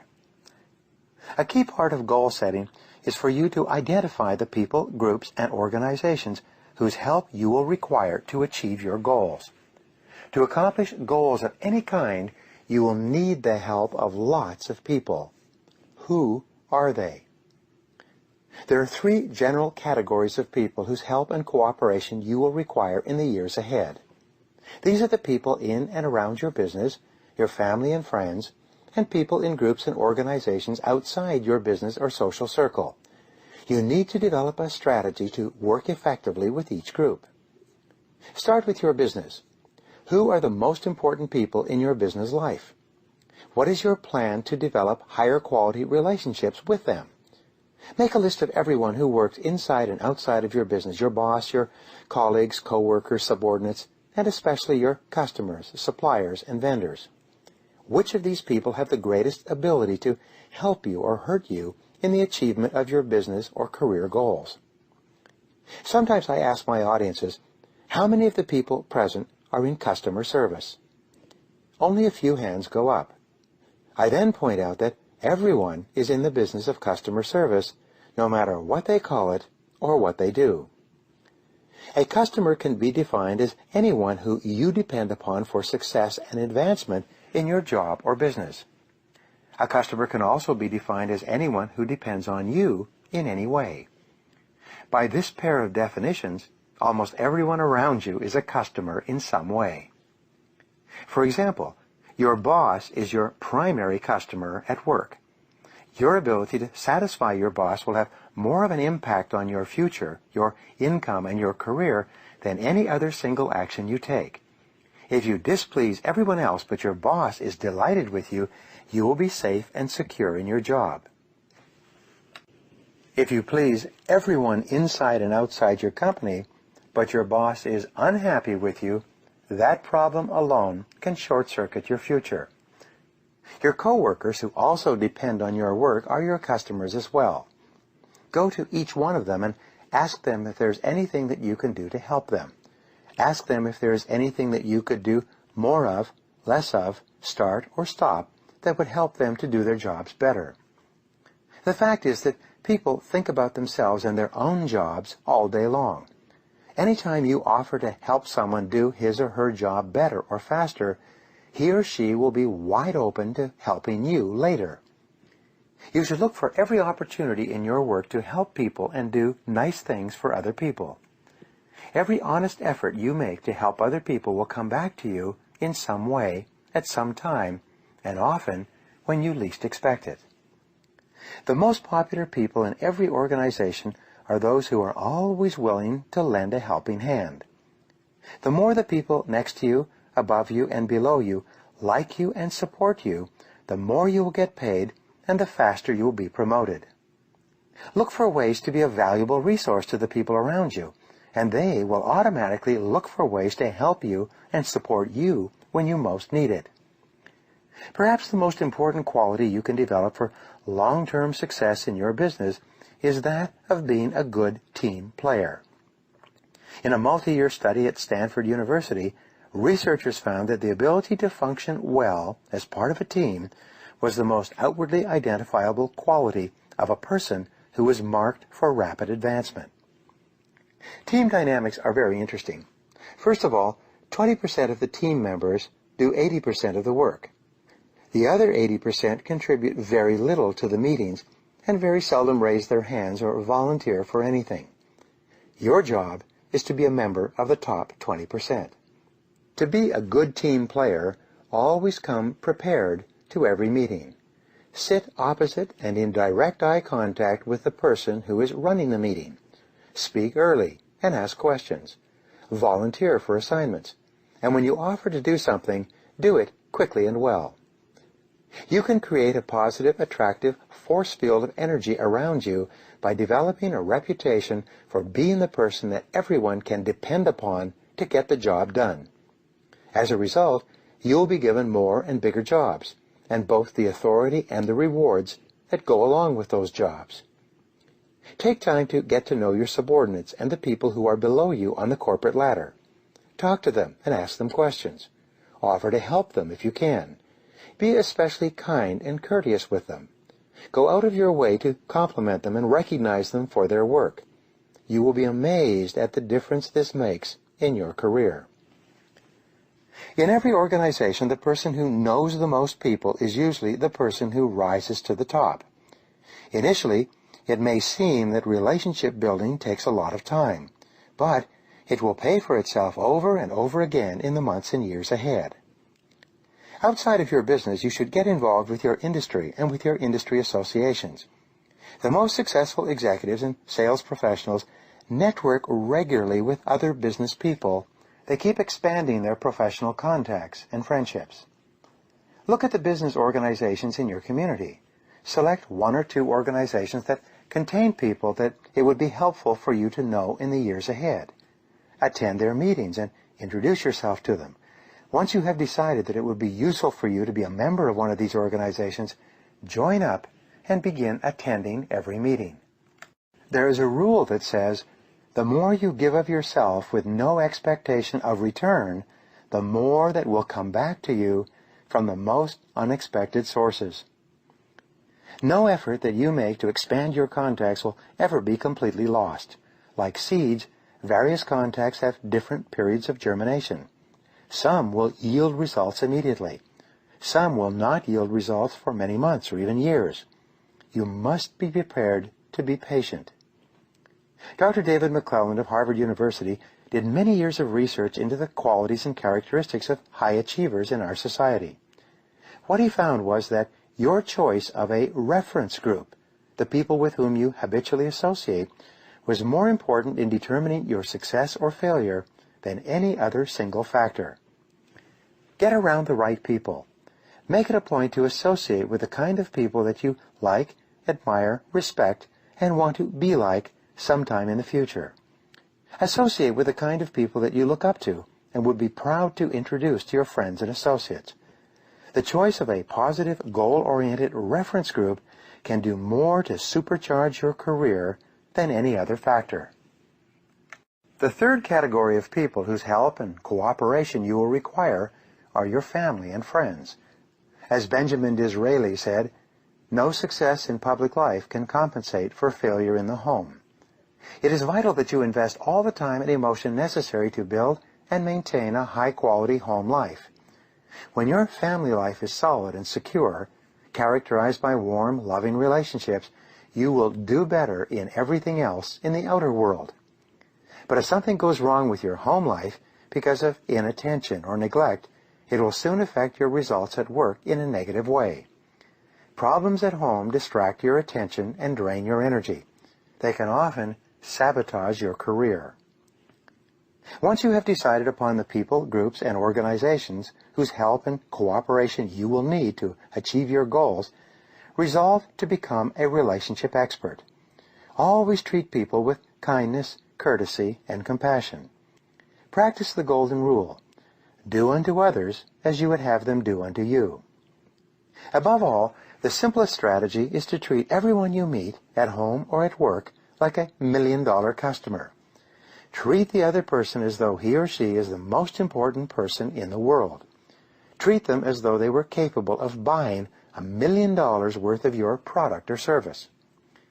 Every day, in every way, look for ways to lighten the load and help other people to do their jobs better and live their lives more easily.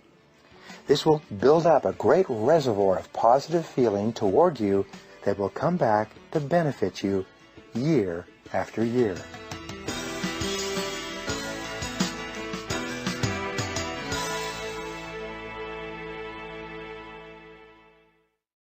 Chapter 12. Make a plan of action. Your ability to set goals and make plans for their accomplishment is the master skill of success. There is no other skill that will help you more in fulfilling your potential, in achieving everything that you are able to accomplish, than developing this skill. Some time ago, Inc. magazine reported on a study they had conducted of 50 startup companies. Half of these companies had spent several months and even more to develop complete business plans before they began operations. The other half of this group had started without detailed business plans and were simply reacting to events as they occurred in the day-to-day operations of the business. 2 to 3 years later, the researchers went back to determine the levels of success and profitability of these companies. What they found was quite interesting. The companies that had started operations with clear, written business plans, carefully thought through and detailed in every respect, were vastly more successful and profitable than those companies that had started spontaneously and had made things up as they went along. The companies that had started on the back of an envelope, where the founders were too busy to sit down and do the detailed work of strategic planning, were almost all floundering. Many of them were already bankrupt and had gone out of business. But here was the interesting discovery. When they interviewed the business founders, they asked them, how often do you refer to your strategic plan in the day-to-day operations of your business? In almost every case, the entrepreneurs and executives running the businesses had not looked at the strategic plan since it had been completed some months ago. Once it was done, they put it in a drawer and seldom revisited it until the following year, when they went through the strategic planning process again. The most important finding was this: the plan itself was seldom referred to, but the process of thinking through the key elements of the business was vital to their success. It is the exercise of working through and discussing every key element of the business plan that is more important than any other step at the beginning.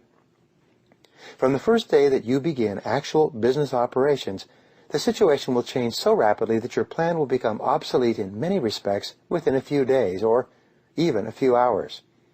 But it is the process of planning that is most important. Scott McNeely of Sun Microsystems says, "In a startup business, you have to throw out all assumptions every 3 weeks." There is a 6P formula for personal and business success. It is proper prior planning prevents poor performance. There are 7 advantages to proper prior planning. Here they are.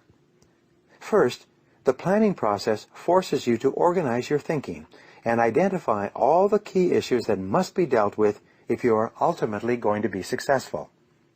Second, thinking through what you must do to accomplish your goals enables you to plan your actions carefully before you begin, thereby saving you enormous costs of time, people, and money.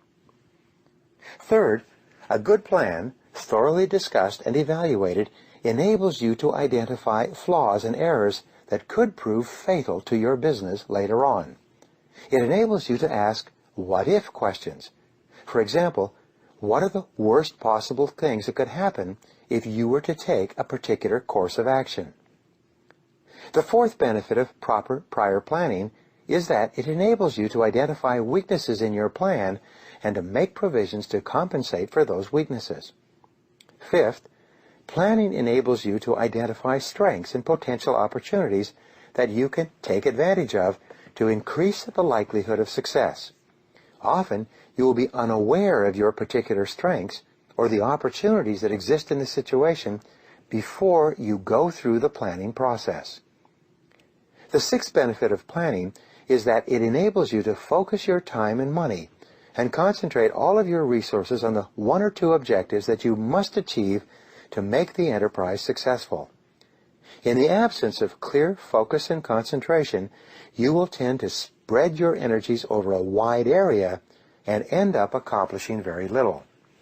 The seventh benefit of proper planning is that it will inevitably save you hours, weeks, and months of confusion, mistakes, and losses of both money and energy. In many cases, as the result of careful planning and analysis, the decision makers will realize that it is not possible to achieve a particular goal with the time or resources available, or under the existing circumstances. Sometimes the very best business deals in your career are the ones that you don't get into in the first place. In its simplest form, a plan is a list of every activity that you will have to engage in from the beginning to the end in accomplishing a specific goal or objective. To begin the process of planning, you take a sheet of paper and you make a list of everything that you can think of that you will have to do to achieve your goal. As you think of new items, add them to the list. Continually revisit your list and revise the items and steps as you get more information. This list becomes your blueprint for completing your ideal goal or result. Now, organize your list by priority and sequence. Organize the items on your list by priority by determining which tasks or activities are more important than other tasks or activities. Organize the items from number 1, the most important, all the way through to the least important. Organize your list by sequence as well. In sequencing, you determine which activities need to be done before or after other activities. Often, one task cannot be accomplished until another task has been completed. Sometimes, the accomplishment of a single task can be the bottleneck or choke point in the entire process. Often, the success of the plan will be determined by the achievement of a particular goal or objective within the plan. It may be the completion of construction on a new office, store, or factory. It may be the date of delivery of the first finished product or service. It may be the achievement of a particular level of sales by a specific date. It could be the hiring of a key person for an essential job. The planning process helps you to identify the vital elements of the plan and focus more of your time and attention on the most important tasks and activities that must be accomplished before success is possible. No plan is perfect the first time it is created. Most plans to accomplish something new will fail over and over again at the beginning. This is to be expected. Your ability to accept feedback and make corrections to your plans of activity is vital to your success. Keep asking, what's working and what's not working? Be more concerned with what's right rather than who's right. Remember the old saying, back to the drawing board. Whenever your plan doesn't work, relax, take a deep breath, and revisit your plan. What are the critical results that you must accomplish at each step of the way to achieve your final goal? How can you plan them, prioritize them, and assure that they are completed on schedule? What is your plan if things go wrong? What will you do if it takes much longer and costs much more to achieve your critical objectives on your way to the goal? What is your fallback plan? The good news is that the very act of planning improves and streamlines the entire process of goal achievement. The more often and more carefully you plan before you begin, the better you will get at the planning process overall. The better you get at planning, the more ideas and opportunities you will attract to you to plan and achieve even bigger and better things. Your ability to decide exactly what you want, to write it down, to make a plan, and then execute that plan is the key to personal effectiveness and high achievement. These are all learnable skills that you can master. In no time at all, you can transform your life or business, double your sales or profitability, achieve your goals, and fulfill your true potential.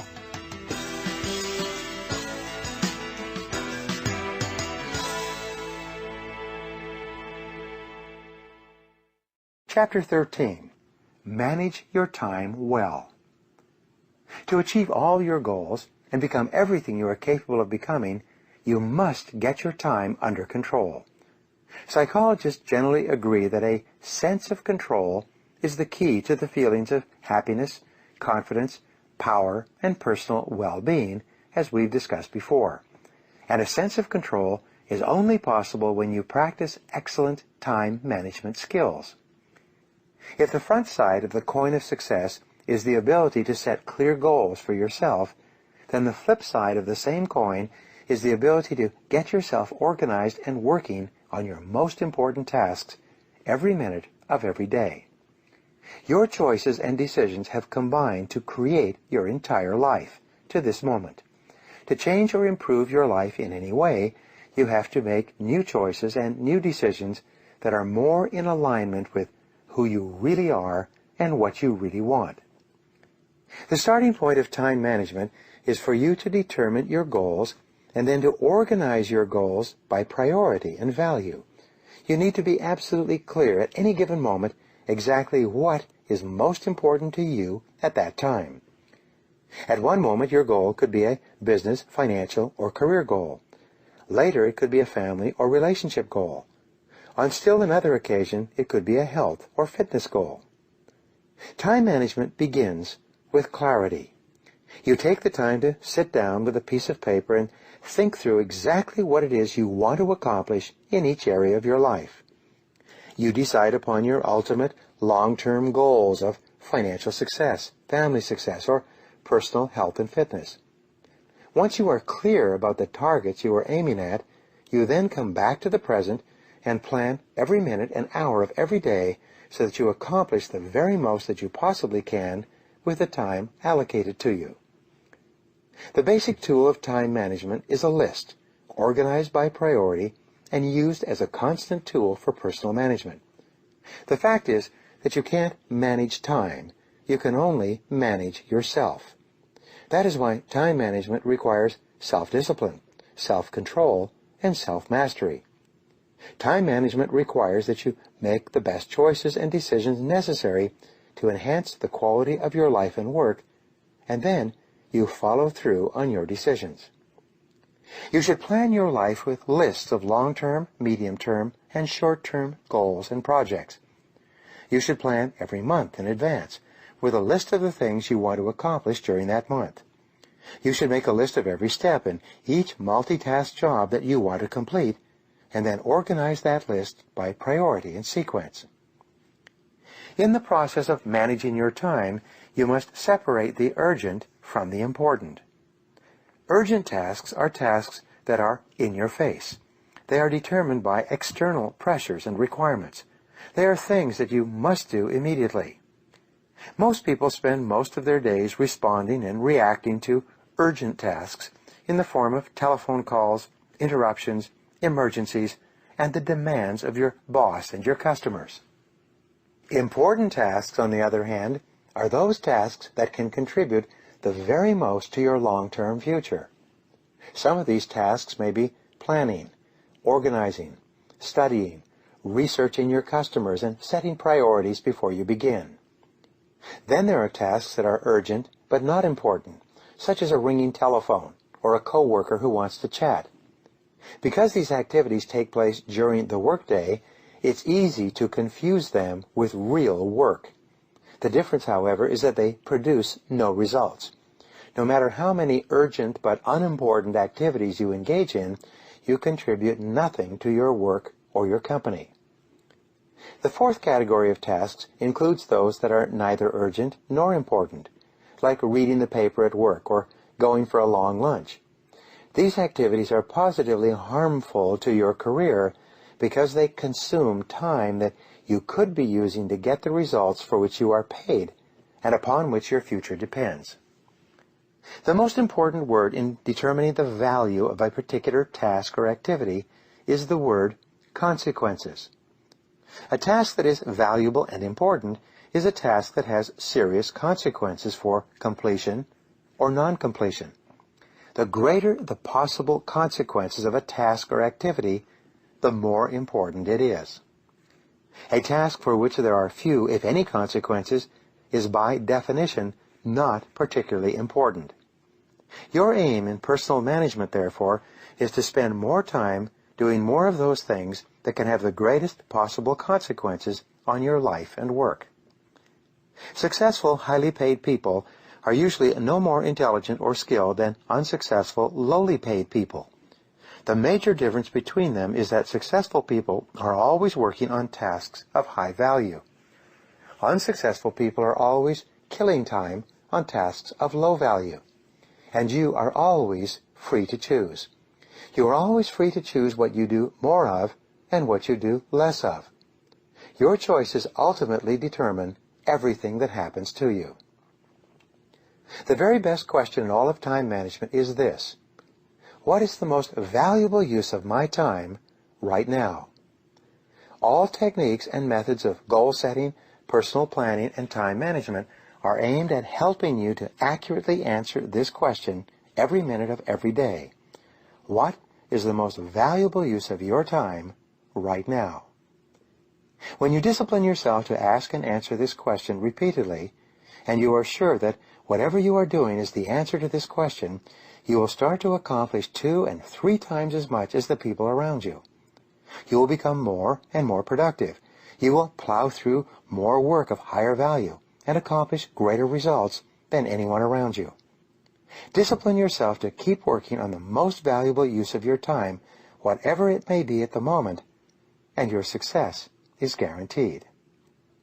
As Goethe said, the things that matter most must never be at the mercy of the things that matter least.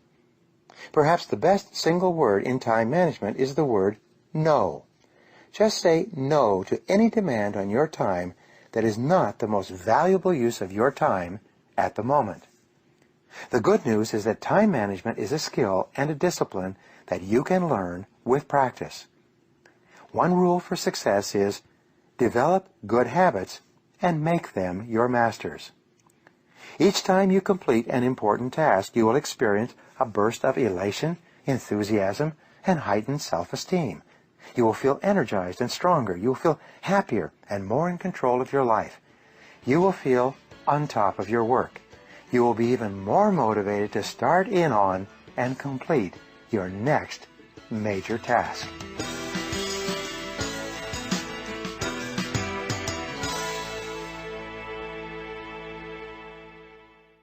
Chapter 14. Review your goals daily. Many techniques can help you to achieve your personal and financial goals faster. In this program, I want to share with you a special method that has taken more people from rags to riches than any other single method ever discovered.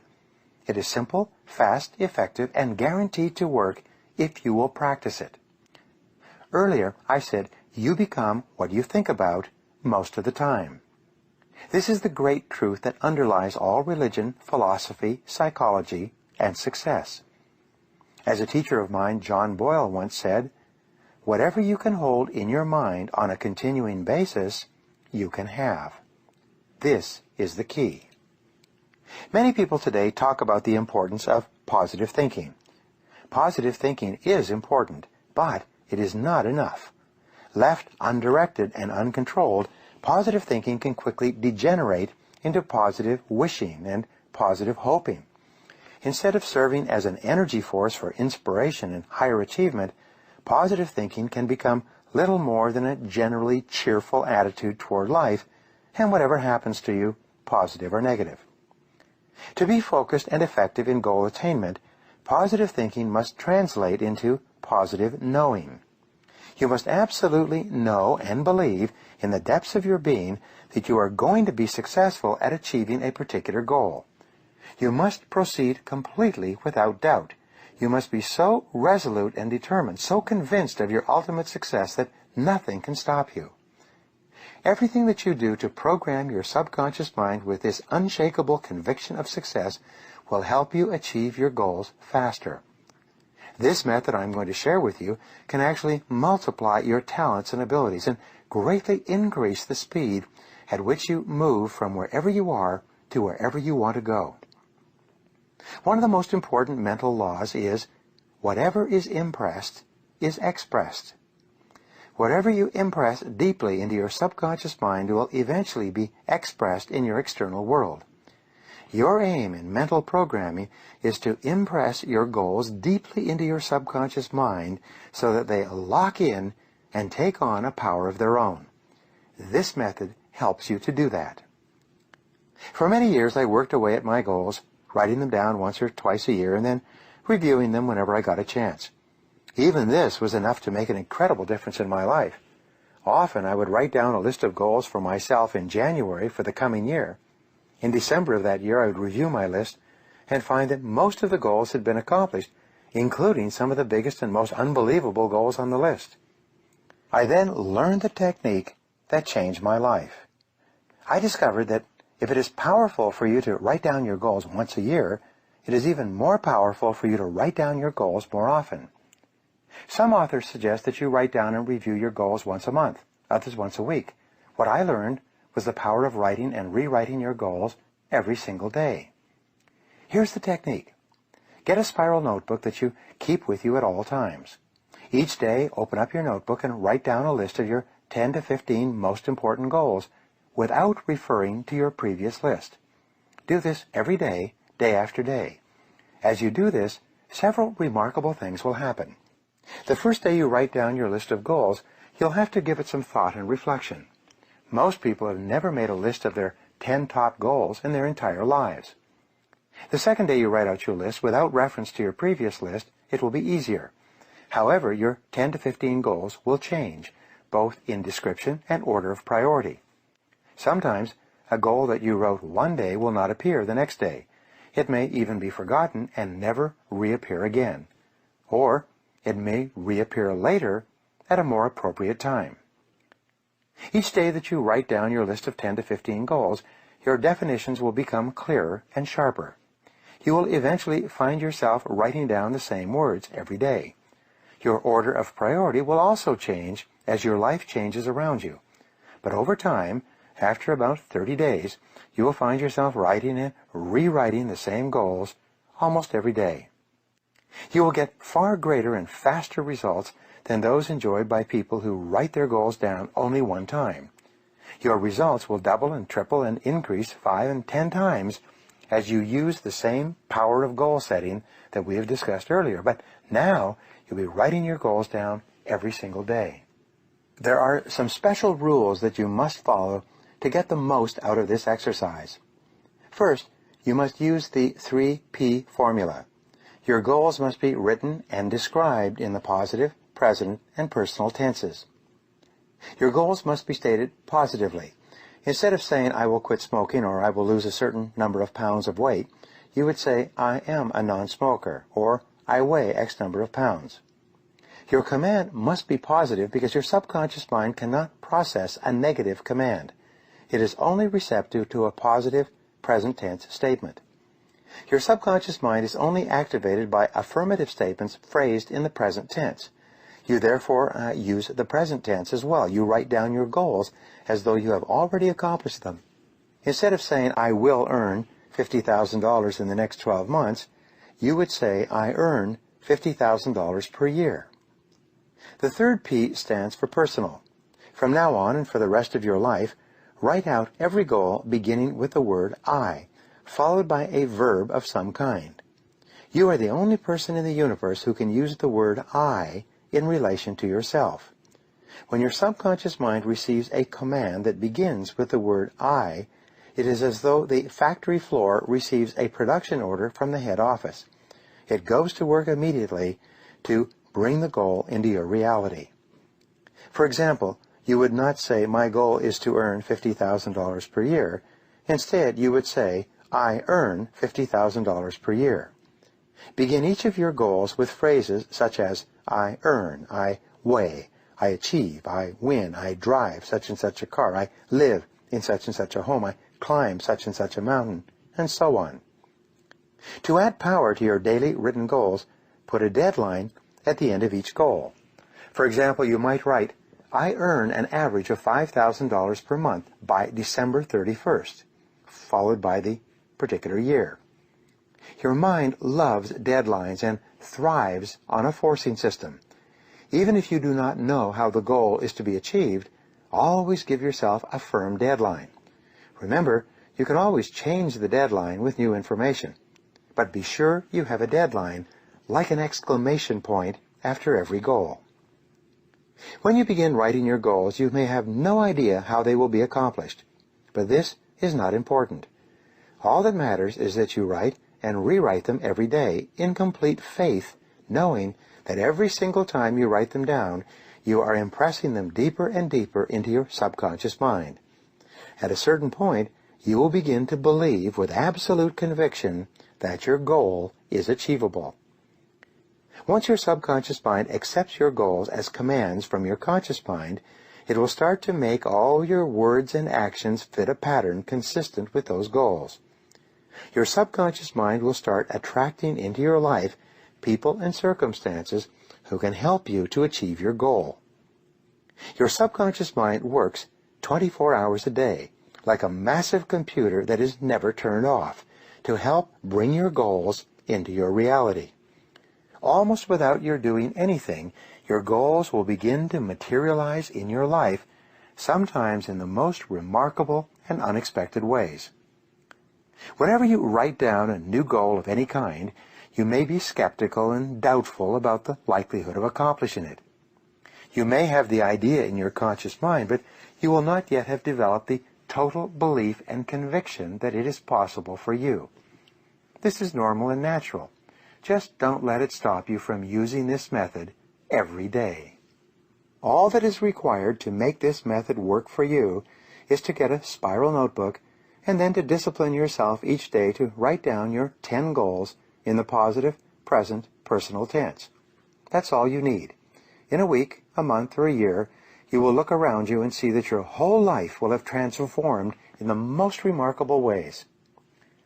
You can multiply the effectiveness of this method with a couple of additional techniques.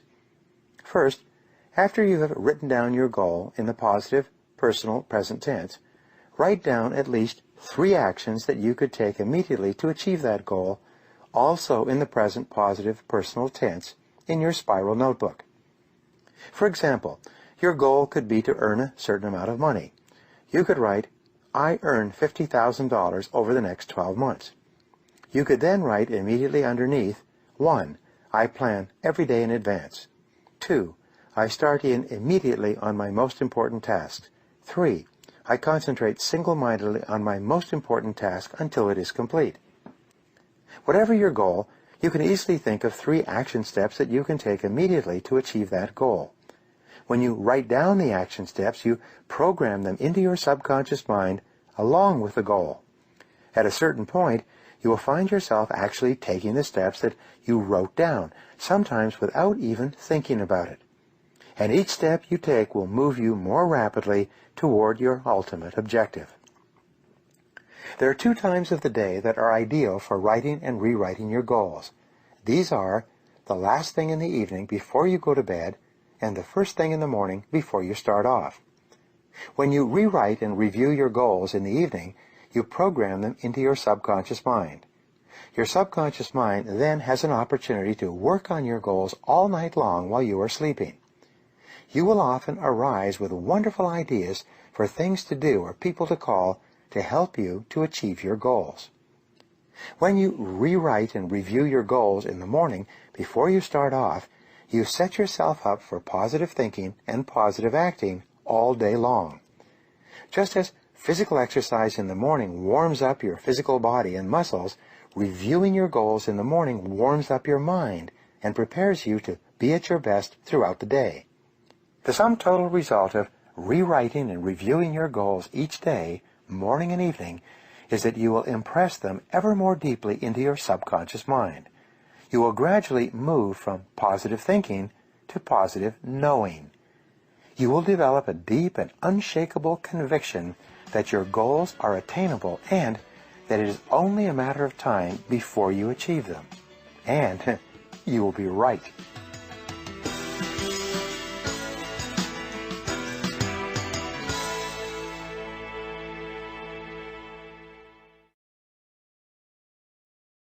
Chapter 15. Visualize your goals continually. You possess and have available to you virtually unlimited mental powers.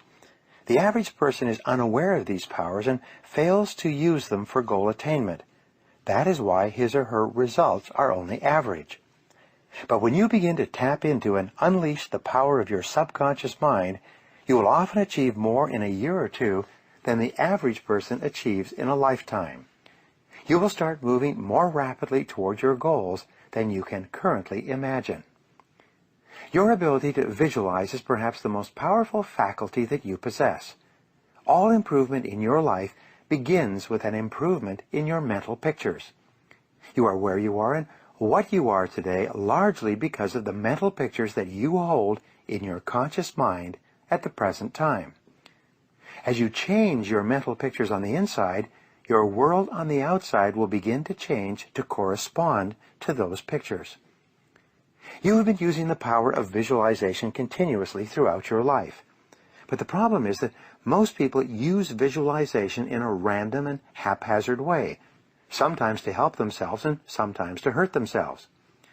Your goal should be to take complete control of the visualization process and be sure that your mind and mental images are focused continually on the things that you want to have and the person that you want to be.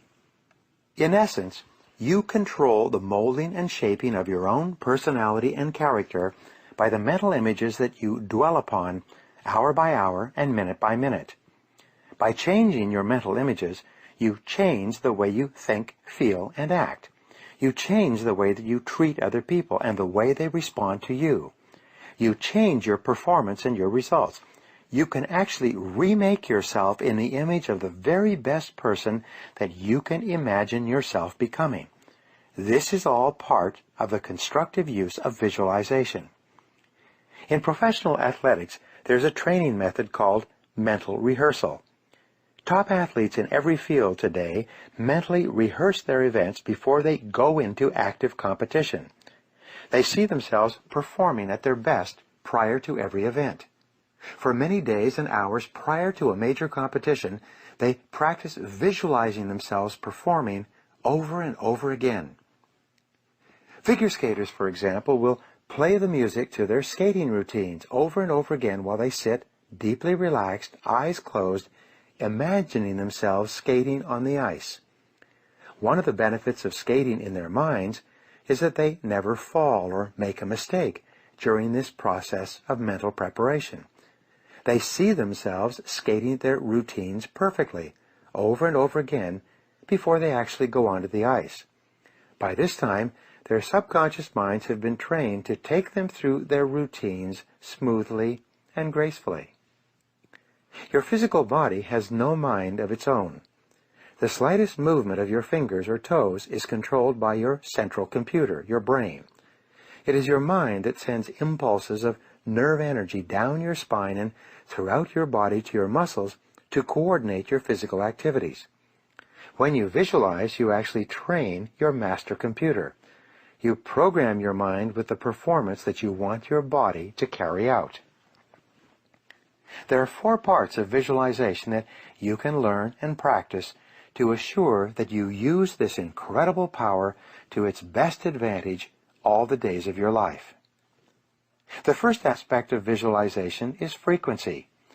Frequency refers to the number of times that you visualize a particular goal as achieved, or yourself performing in an excellent way in a particular event or circumstance. The more frequently you repeat a clear mental picture of your very best performance or result, the more rapidly it will be accepted by your subconscious mind, and the more readily it will appear as part of your reality. The second element of visualization is the duration of the mental image. Duration refers to the length of time that you can hold the picture in your mind each time you replay it. When you deeply relax, you can often hold a mental picture of yourself performing at your best for several seconds, and even several minutes. The longer you can hold your mental picture, the more deeply it will be impressed into your subconscious mind, and the more rapidly it will express itself in your subsequent performance. The third element of visualization is vividness. There is a direct relationship between how clearly you can see your desired goal or result in your mind and how quickly it comes into your reality. When you set a new goal for yourself, your image or picture of this goal will usually be vague and fuzzy. You may have no idea at all what the successful goal will look like. But the more often you write it, review it, and repeat it mentally, the clearer it becomes for you.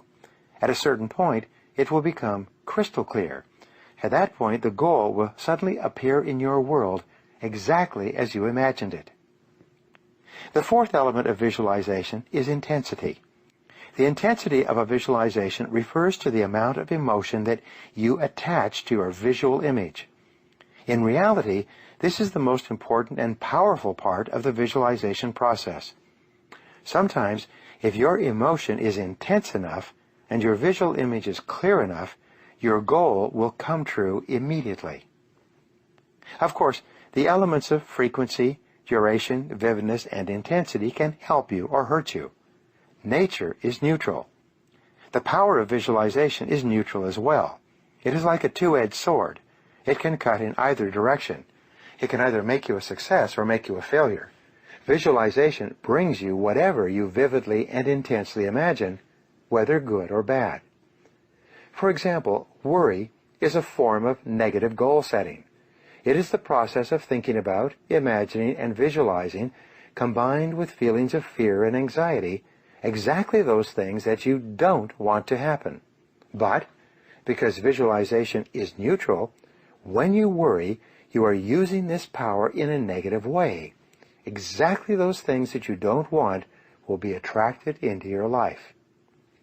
In every area of your life, you can use visualization to make it better. Earlier in this book, I talked about the use of idealization. This process involves creating an ideal picture of what you would like your life to look like sometime in the future. Idealizing is just another version of visualizing. Remember, you can't hit a target that you can't see. But if you're absolutely clear about what you want, you will eventually achieve it sooner or later. As with goal setting, the two best times to visualize are late in the evening or early in the morning. When you visualize your goals as if they already existed before you go to sleep, your subconscious mind accepts them at a deeper and deeper level. It then adjusts your words and actions during the day so that you do and say more and more of those things that will make your goals into realities. Another time to visualize is first thing in the morning, before you start out.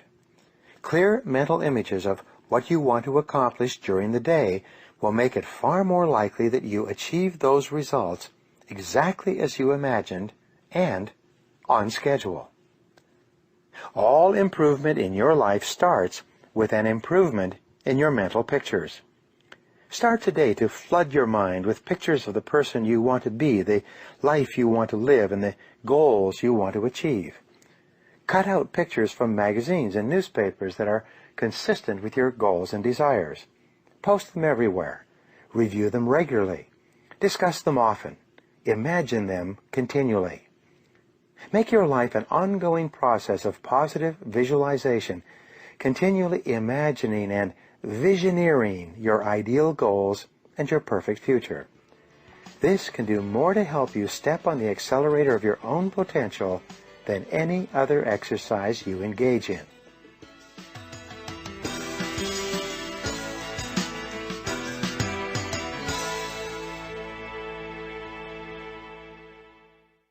Chapter 16.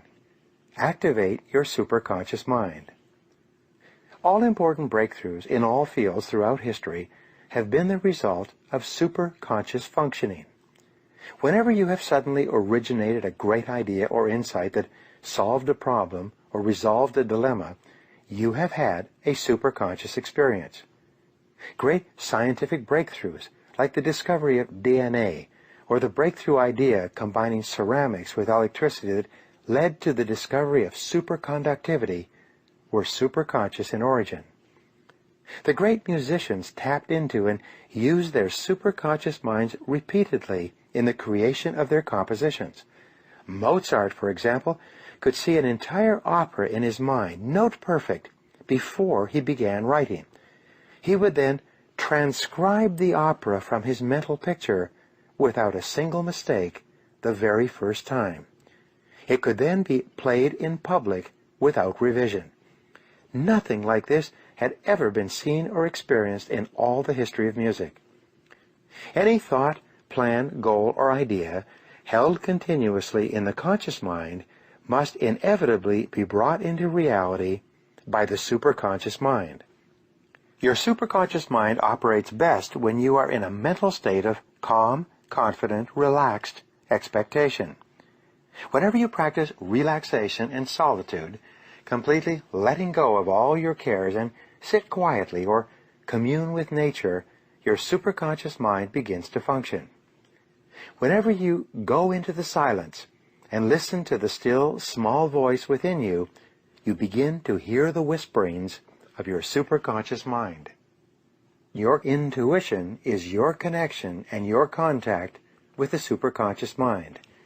Sometimes your intuition will speak to you so loudly in the silence that the idea or insight it brings you will change your entire life. The superconscious mind explains two phenomena that you experience regularly throughout your life: serendipity and synchronicity. The more you use your superconscious mind, the more often you will enjoy these two wonderful experiences. Serendipity is the process of making happy discoveries along the road of life. Whenever you have a clear goal that you visualize continually and that you are working toward each day, happy, unexpected events and experiences seem to occur in your life, each of which seems to help you to achieve your goals even faster. You might come across an article in a magazine, or someone mentioned something to you that you didn't know before. You might even flip to a program on television that has exactly the idea or insight that you need to solve a particular problem or answer a key question. You will often have a setback or temporary failure that turns out to be exactly the right thing to happen to you at that moment. The interesting point is that if you look for something good in every situation, you will always seem to find it. The very attitude of expecting good things to happen to you seems to trigger their occurrence over and over again. If you calmly and confidently believe in the magic of serendipity, no matter what happens, you will have repeated serendipitous experiences that will help you to achieve your real goals in life. The second phenomenon that you will experience regularly is called synchronicity. This is different from the law of cause and effect, the iron law of the universe, in a special way. The law of cause and effect says that everything happens for a specific reason, and that there is a traceable cause for every effect. With synchronicity, however, the only relationship between two events that occur simultaneously is the meaning that you give to them by the goals that you have in different areas of your life. Here's an example. You set a goal to double your income, but the following week you either quit or get fired completely unexpectedly. This initially looks like a real setback, but the next day in conversation, a friend asks you if you've ever thought of working in a particular field.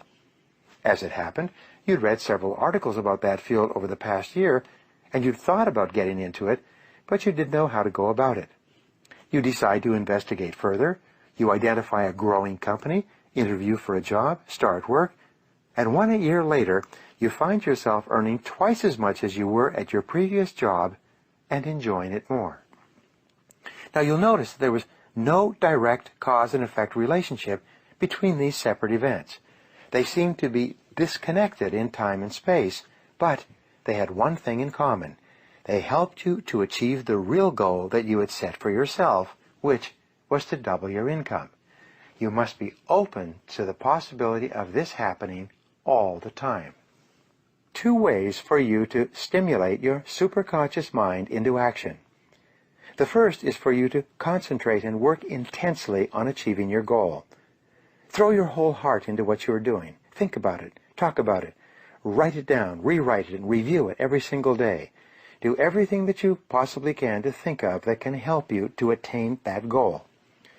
When you dedicate yourself to continuous, determined forward action toward the accomplishment of your goal, all sorts of serendipitous and synchronous events will happen to you and for you. People will emerge from unexpected places to help you. You will receive phone calls and offers of assistance. You will come across ideas and information that you would not have recognized before. You will have ideas and insights that move you even faster toward your goal.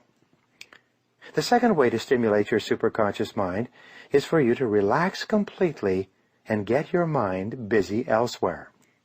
For example, when you go on vacation, you often become so busy doing other things that you don't think about your goals or problems at all.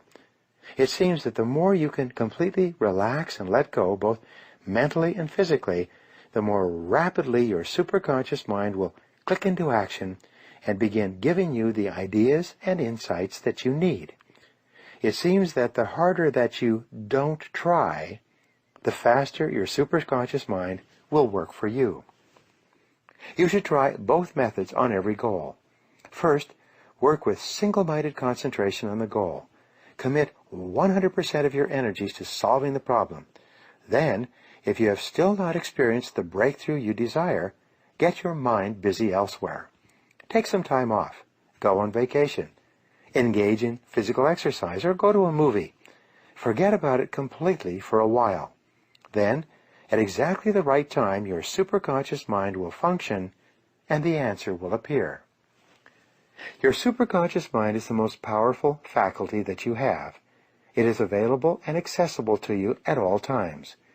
You dial in to your superconscious mind by being absolutely clear about what you want, and then by calmly and confidently trusting that exactly the answer you need will come to you at exactly the time you are ready for it. The more you relax and trust in this great power, the better and faster it will function. It's been said that men and women begin to become great when they begin to listen to their inner voices. When you make a regular habit of listening to your intuition and trusting your inner voice, you will probably never make another mistake. By tapping into your superconscious mind, you begin to bring your whole life into harmony with this great universal power. You will achieve goal after goal and move forward faster and faster in everything you do. You will feel as though you are plugged into some kind of cosmic energy source that enables you to accomplish vastly more and with much less effort than ever before.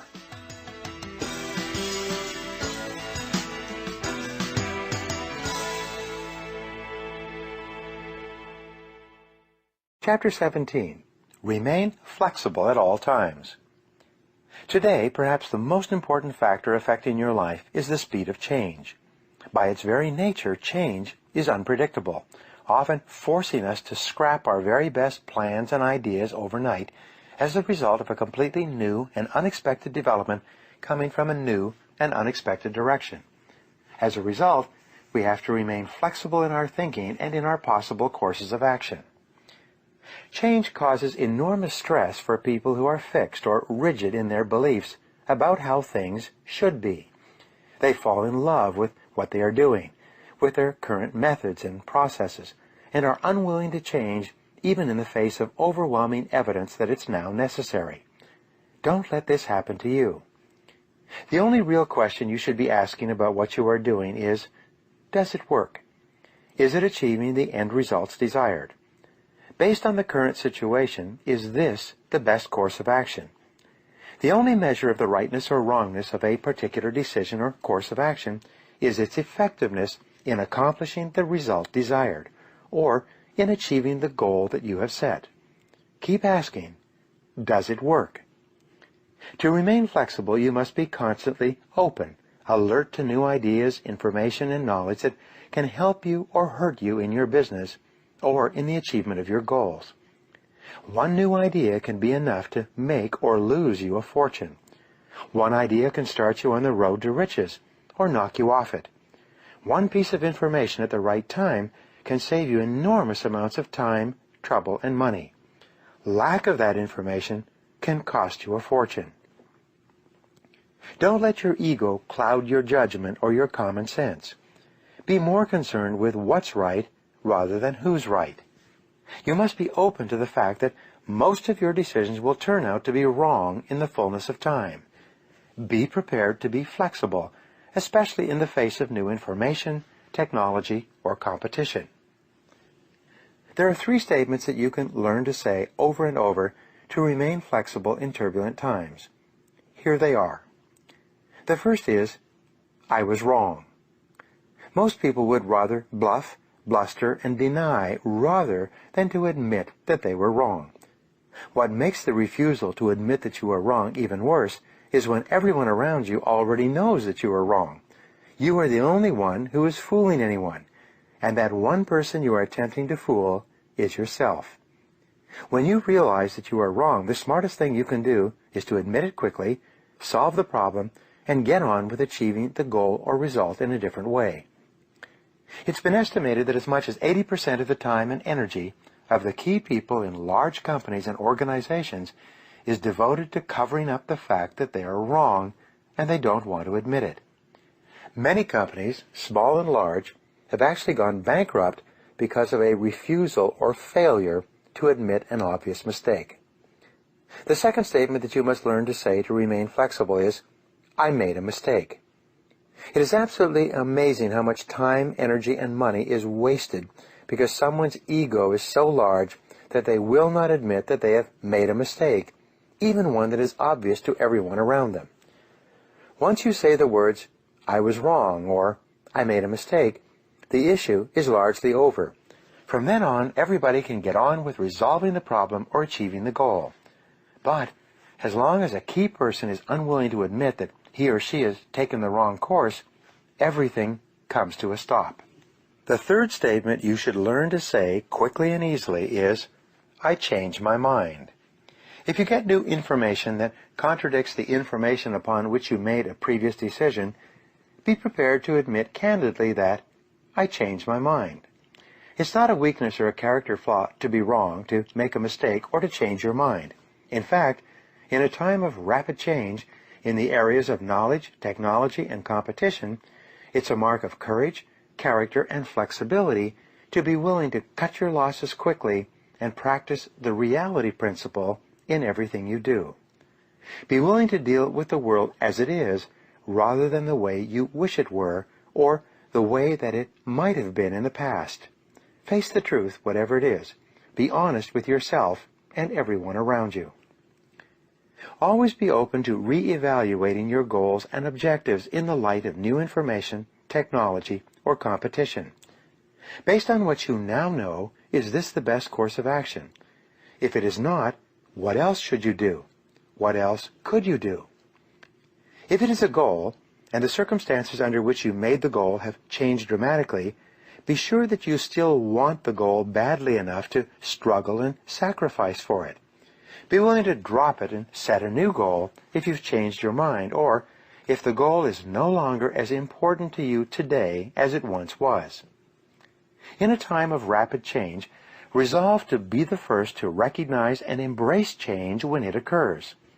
Expect it as part of the normal and natural course of events. Refuse to be surprised or upset when things do not work out the way you thought they would or should. Especially, be flexible with the important people in your life, your family, your friends, your co-workers, and your customers. Be open to differing points of view and different ideas. Be continually willing to admit that you could be wrong, because you often are. One of the characteristics of the best leaders is that they are good listeners. They ask a lot of questions, and they take in all the information possible before making up their minds or coming to a final conclusion. They also admit failure and cut their losses quickly when they make a mistake so that they can move on to bigger and better things. When you set a new goal for yourself, you will have a general idea of the steps you should take and the direction you should pursue. But almost inevitably, as you start off, you will run into unexpected roadblocks that make it impossible to continue in that direction. However, by some miracle, just as you reach a wall, another door of opportunity will open up along the corridor to success. Because you are flexible, you will quickly take advantage of the new opportunity and begin moving in that direction, developing that new product or service, selling into that new market or customer base. And as you move down this new corridor, you will run into another obstacle or roadblock that might again block your progress. Just as you hit this new wall or obstruction, however, another opportunity will open up for you and take you down a different corridor toward your goal. This may happen several times with several false starts. In almost every case, you will achieve your greatest success in an area very different from what you initially thought when you started out. You will achieve your greatest business and personal successes doing things that are very different from what you had initially planned. The key is to remain flexible. Here's the most important rule of flexibility. Be clear about your goal, but be flexible about the process of achieving it. Always be open to the influence of your superconscious mind. Remain sensitive to the possibility of serendipitous and synchronous events. Be open to ideas, inspirations, and inputs from other people.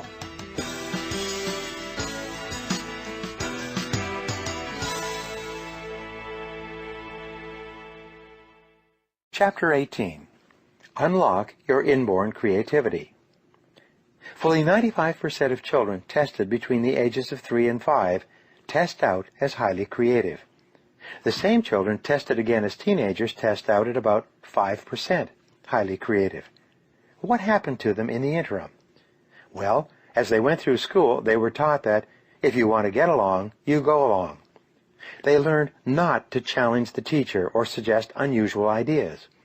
In their attempts to be liked and accepted by their peers, they allowed their creativity to die down, like a fire without fuel. The good news is that creativity is a natural and normal ability possessed in quantity by virtually everyone. But your creativity is like a muscle. If you don't use it, you lose it.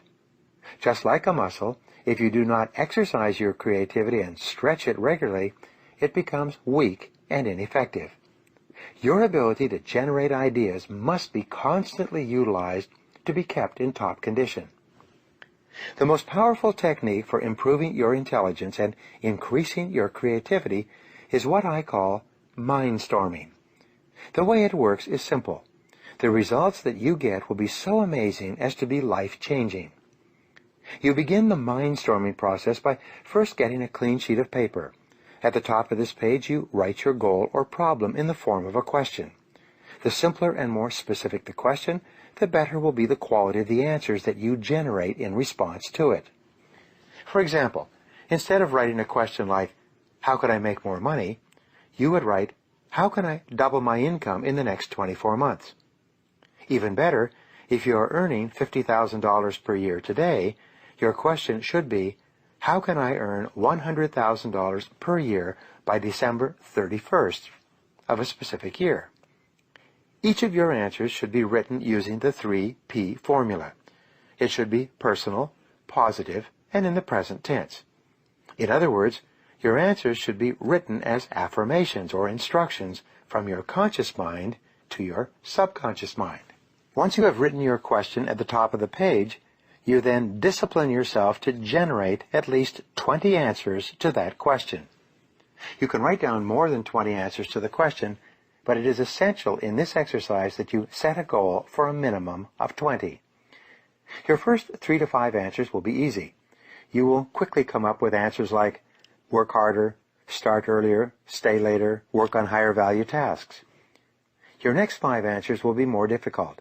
You will have to drill down and dig deeper to come up with less obvious ways but more creative ways to answer your question. Your last 10 answers will be the most difficult of all. Many people find this part of the exercise so difficult that their minds go blank. Their eyes glaze over. They become lightheaded with a rush of blood to their brains that takes place when you begin this process of pumping mental iron. However, no matter how long it takes, especially the first few times you practice this exercise, you must discipline yourself to keep writing until you have at least 20 answers. Sometimes the 20th answer that you generate will be the breakthrough answer that enables you to save yourself thousands of dollars and many hours of hard work. Often, your last answer is the inspired idea that changes your whole life and career. Once you have 20 answers, go back over your list and review your answers. Then, select at least one action that you can take immediately to begin moving yourself more rapidly toward your goal or toward solving the problem. You can multiply the effectiveness of this process by taking the very best answer that you identified in the first list of 20 and writing it at the top of a fresh sheet of paper in the form of a question. Then, see if you cannot generate 20 answers to that question as well. This combination exercise will rev you up mentally, like stepping on the accelerator of a car while the transmission is in neutral.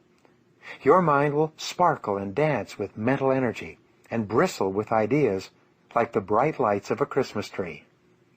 For example, your first question could be, how can I double my income to $100,000 over the next 24 months? One of your answers could be, I work 2 extra hours each day. You could then transfer this answer to a new sheet of paper and phrase it as a question. What can I do to get 2 extra hours of productive time each day?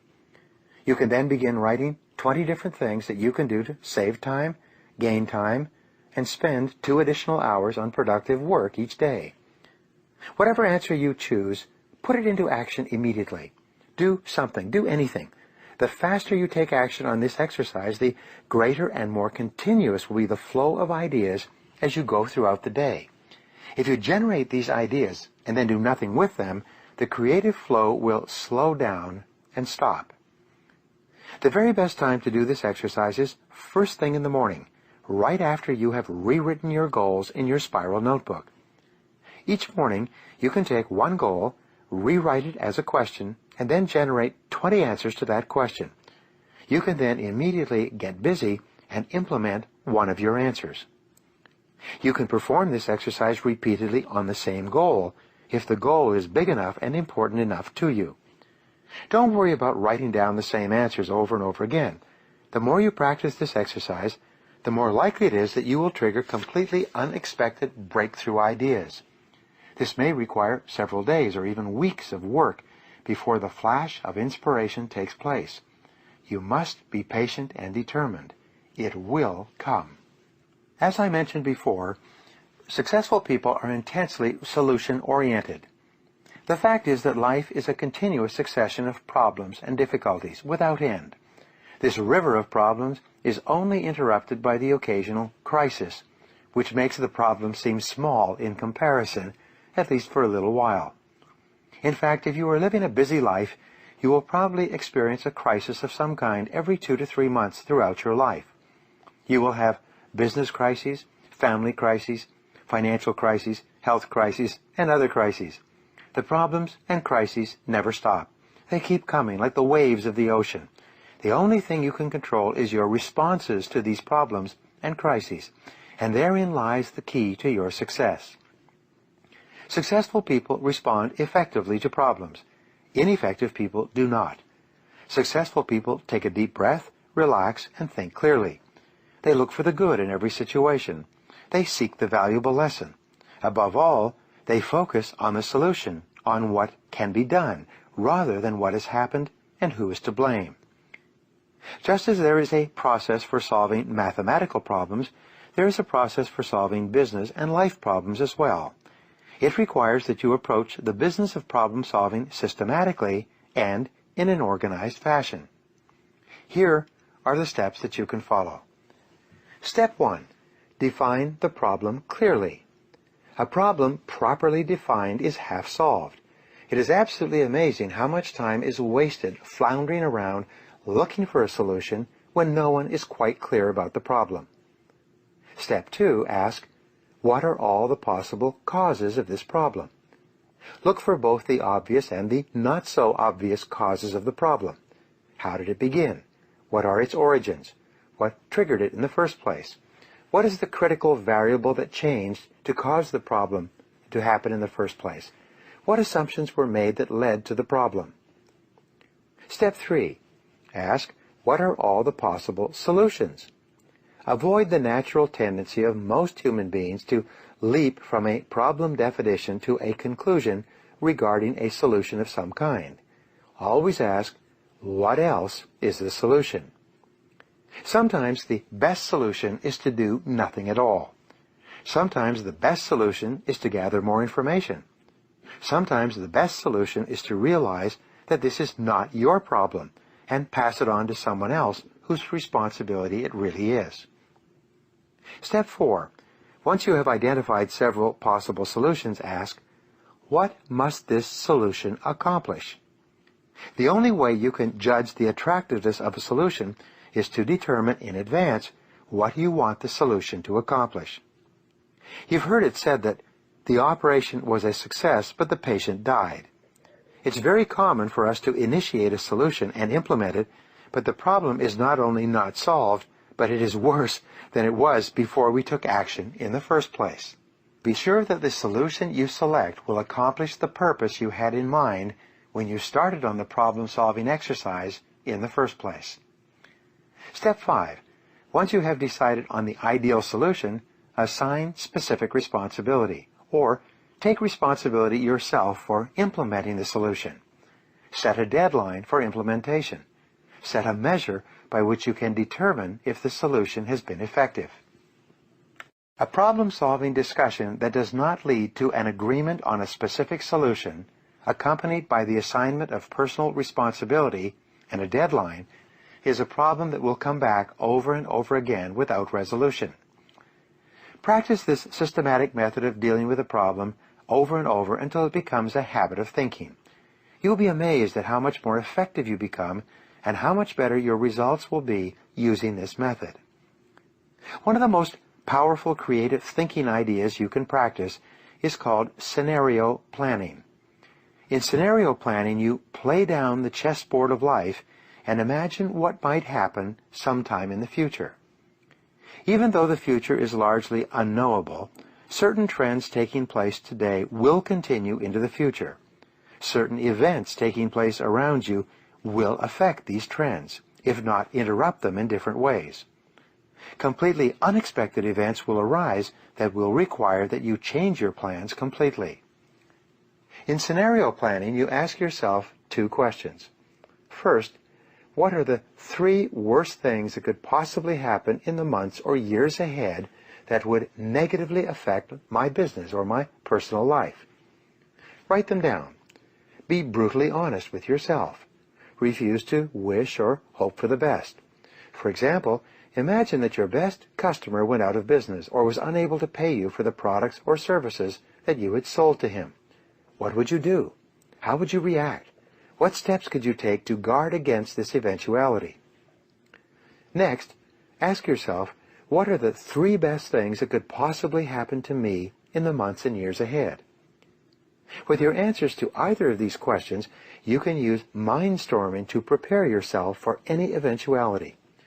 If it's a potential setback, ask yourself, how could we guard against this setback? Then, generate 20 answers to this question. If it's a possible opportunity, ask yourself, how could we increase the likelihood of this opportunity taking place? Or take advantage of this opportunity as it is today? Write out 20 answers to this question as well. Each time you ask yourself one of these questions, like an electric spark, you will trigger ideas and insights. The more you think about these key questions, the more you will activate your superconscious mind to give you insights and flashes of inspiration that will enable you to seize opportunities or avoid dangers. One of the most important parts of your personal philosophy should revolve around the development of options. The rule is, you are only as free as your well-developed alternatives. If your goal is to be happy, successful, and free, you must have choices. There must be more than one thing that you can do in every situation, and your job is to think about what that might be.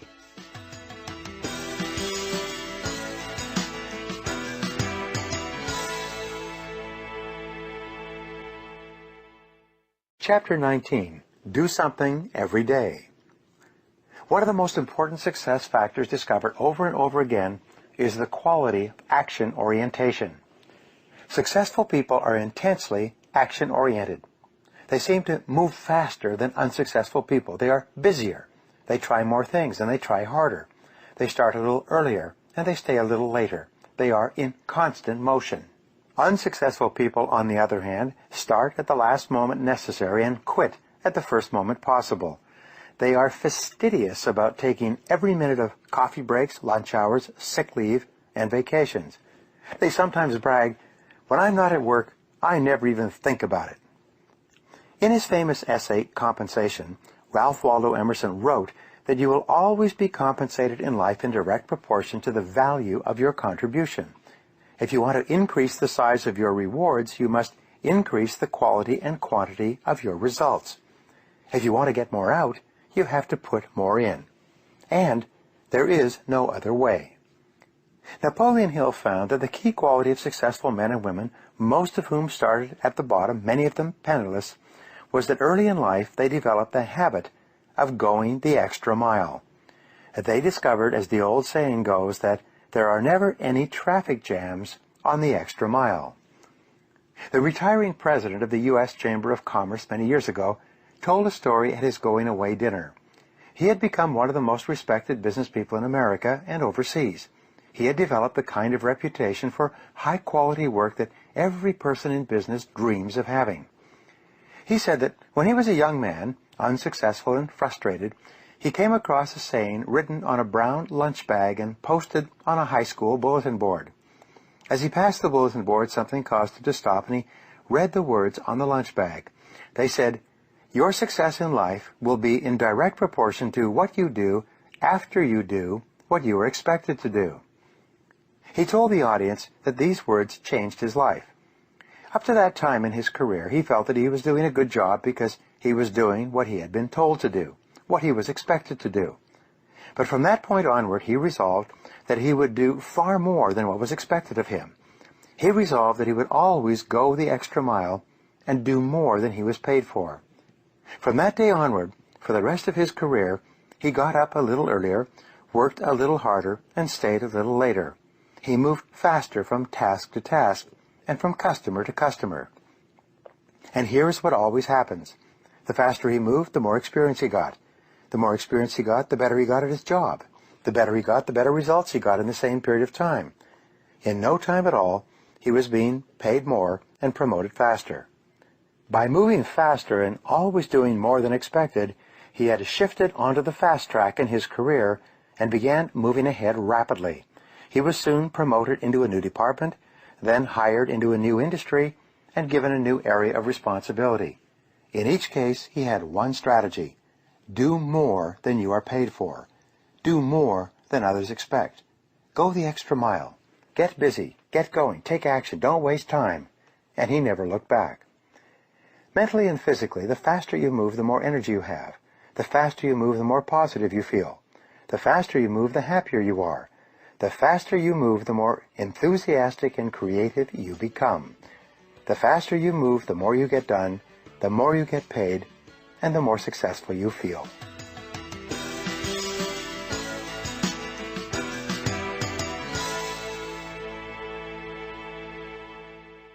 Chapter 20. Persist until you succeed.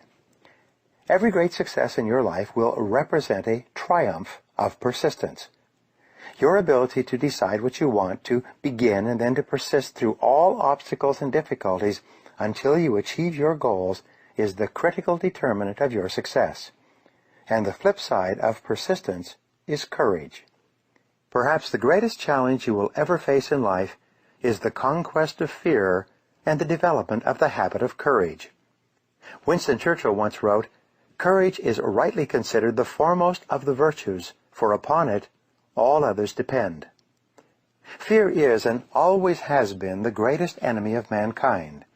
When Franklin D. Roosevelt said, "The only thing we have to fear is fear itself," he was saying that the emotion of fear, rather than the reality of what we fear, is what causes us anxiety, stress, and unhappiness.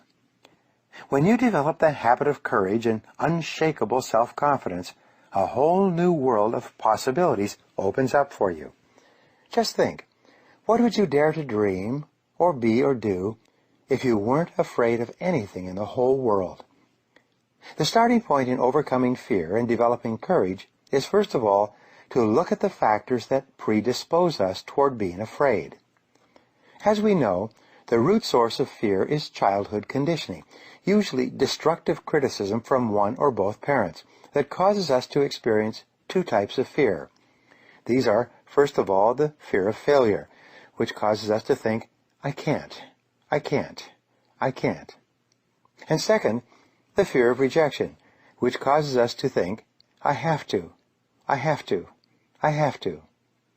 Because of these fears, we become preoccupied with the fears of losing our money, or our time, or our emotional investment in a relationship. We become hypersensitive to the opinions and possible criticisms of others, sometimes to the point where we're afraid to do anything that anyone else might disapprove of. Our fears tend to paralyze us, holding us back from taking constructive action in the direction of our dreams and goals. We hesitate. We become indecisive. We procrastinate. We make excuses and find reasons to delay.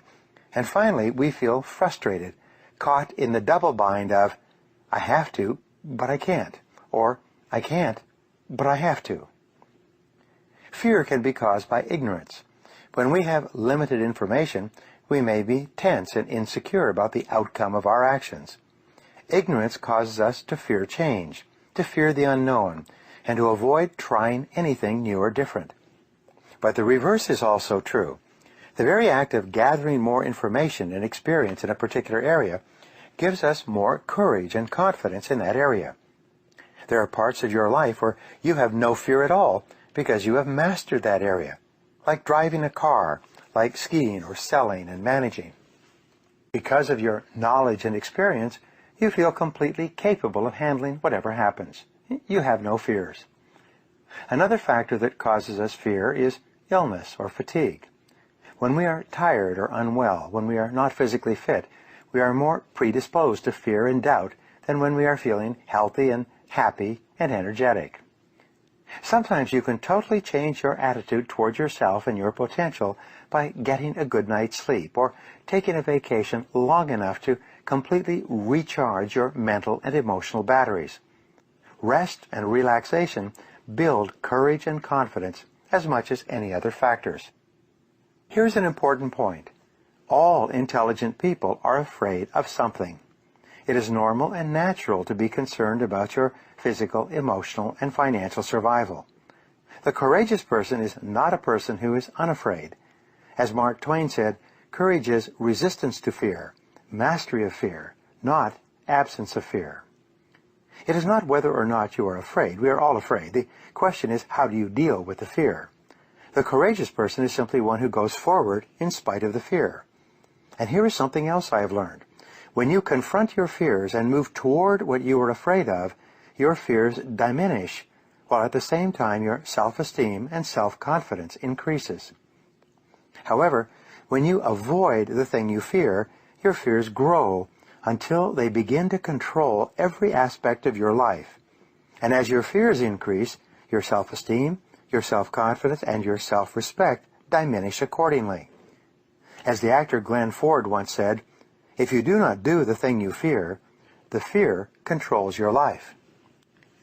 Once we have recognized the factors that can cause fear, the next step in overcoming fear is to sit down and take the time to objectively identify, define, and analyze our own personal fears.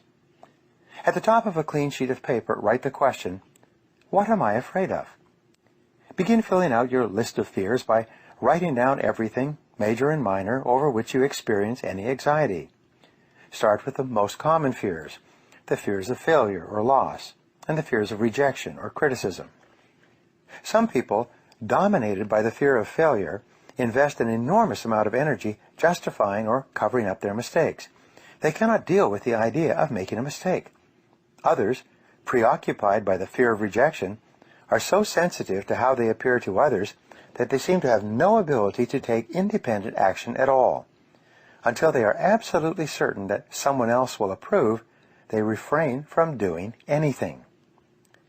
Once you've made a list of every fear that you think may be affecting your thinking and your behavior, organize the items in order of importance.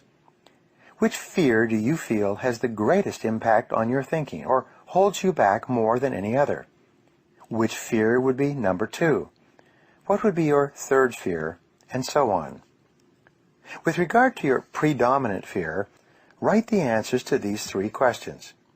Number 1, how does this fear hold me back in life?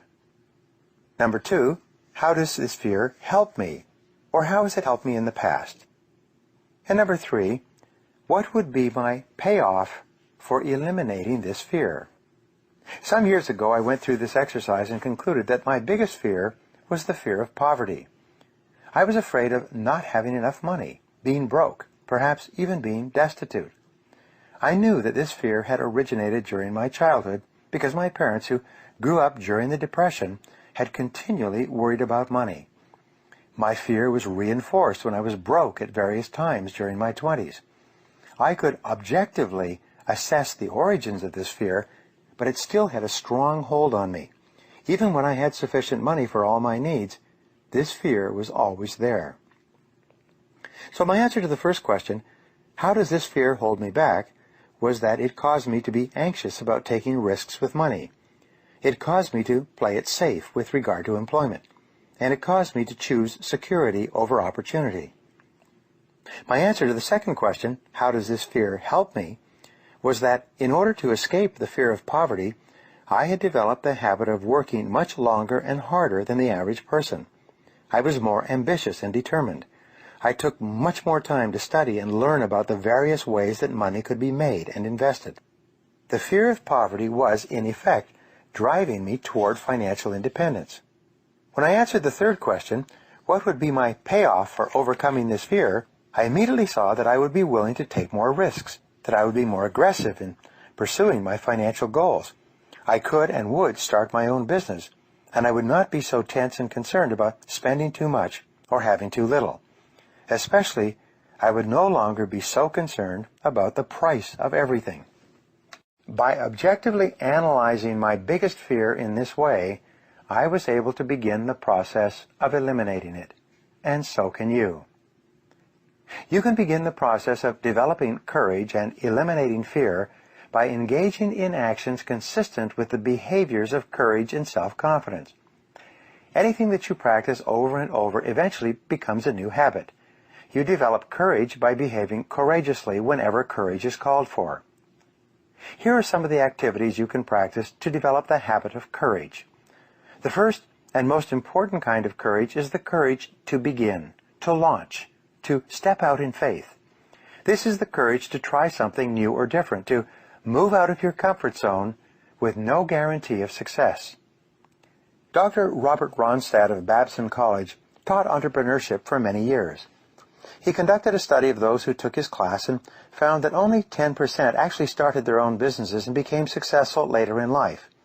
He could only find one quality that the successful graduates had in common. It was their willingness to actually start their own businesses as opposed to continually talking about it. He discovered the corridor principles that I spoke about earlier. As these individuals moved forward toward their goals, as though proceeding down a corridor, doors opened to them that they would not have seen if they had not been in forward motion. It turned out that the graduates of his entrepreneurship course who had done nothing with what they had learned were still waiting for things to be just right before they began. They were unwilling to launch themselves down the corridor of uncertainty until they could somehow be assured that they would be successful, something which never occurred. The future belongs to the risk-takers, not the security seekers. Life is perverse in the sense that the more you seek security, the less of it you have. But the more you seek opportunity, the more likely it is that you will achieve the security that you desire.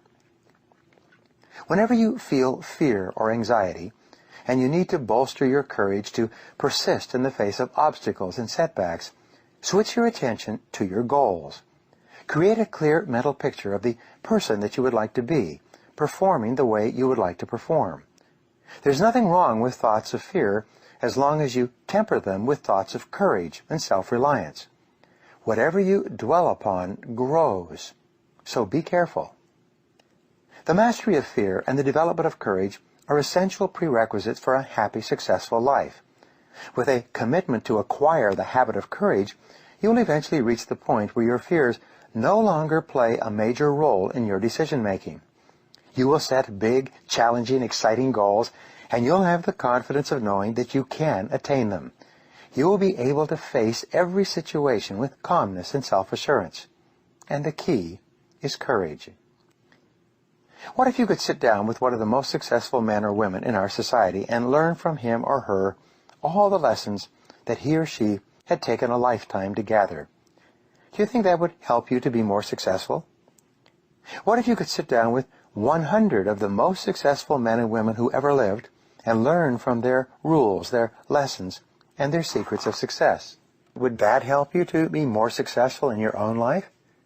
What if you could sit down over time with more than 1,000 highly successful men and women? How about 2,000 or 3,000? Your answer is probably that spending time with these extremely successful men and women, learning what they learned in order to achieve their goals, would be of great help to you. The truth is, however, that all of this advice and input would do you no good at all unless you took some specific action on what you had learned. If learning about success was all that it took to do great things with your life, then your success would be guaranteed. The bookstores are full of self-help books, each one of them loaded with ideas that you can use to be more successful. The fact is, however, that all of the best advice in the world will only help you if you can motivate yourself to take persistent, continuous action in the direction of your goals until you succeed. The probable result of your reading the ideas in this book has been that you have made some specific decisions about things that you are going to do more of and things that you're going to do less of. You've set certain goals for yourself in different areas of your life, and you have made resolutions that you are determined to follow through on. The most important question for your future now is simply, will you do what you have resolved to do? The most important single quality for success is self-discipline. Self-discipline means that you have the ability within yourself, based on your strength of character and willpower, to do what you should do, when you should do it, whether you feel like it or not. Character is the ability to follow through on a resolution after the enthusiasm with which the resolution was made has passed. It is not what you learn that is decisive for your future. It is whether or not you can put your head down and discipline yourself to pay the price over and over until you finally obtain your objective. You need self-discipline in order to set your goals and make plans for their accomplishment. You need self-discipline to continually revise and upgrade your plans with new information. You need self-discipline to use your time well and to always concentrate on the one thing, the most important thing that you need to do at the moment. You need self-discipline to invest in yourself every day, to build yourself up personally and professionally, to learn what you need to learn in order to enjoy the success of which you are capable. You need self-discipline to delay gratification, to save your money, and to organize your finances so that you can achieve financial independence in the course of your working lifetime. You need self-discipline to keep your thoughts on your goals and dreams, and to keep them off of your doubts and fears. You need self-discipline to respond positively and constructively in the face of every difficulty.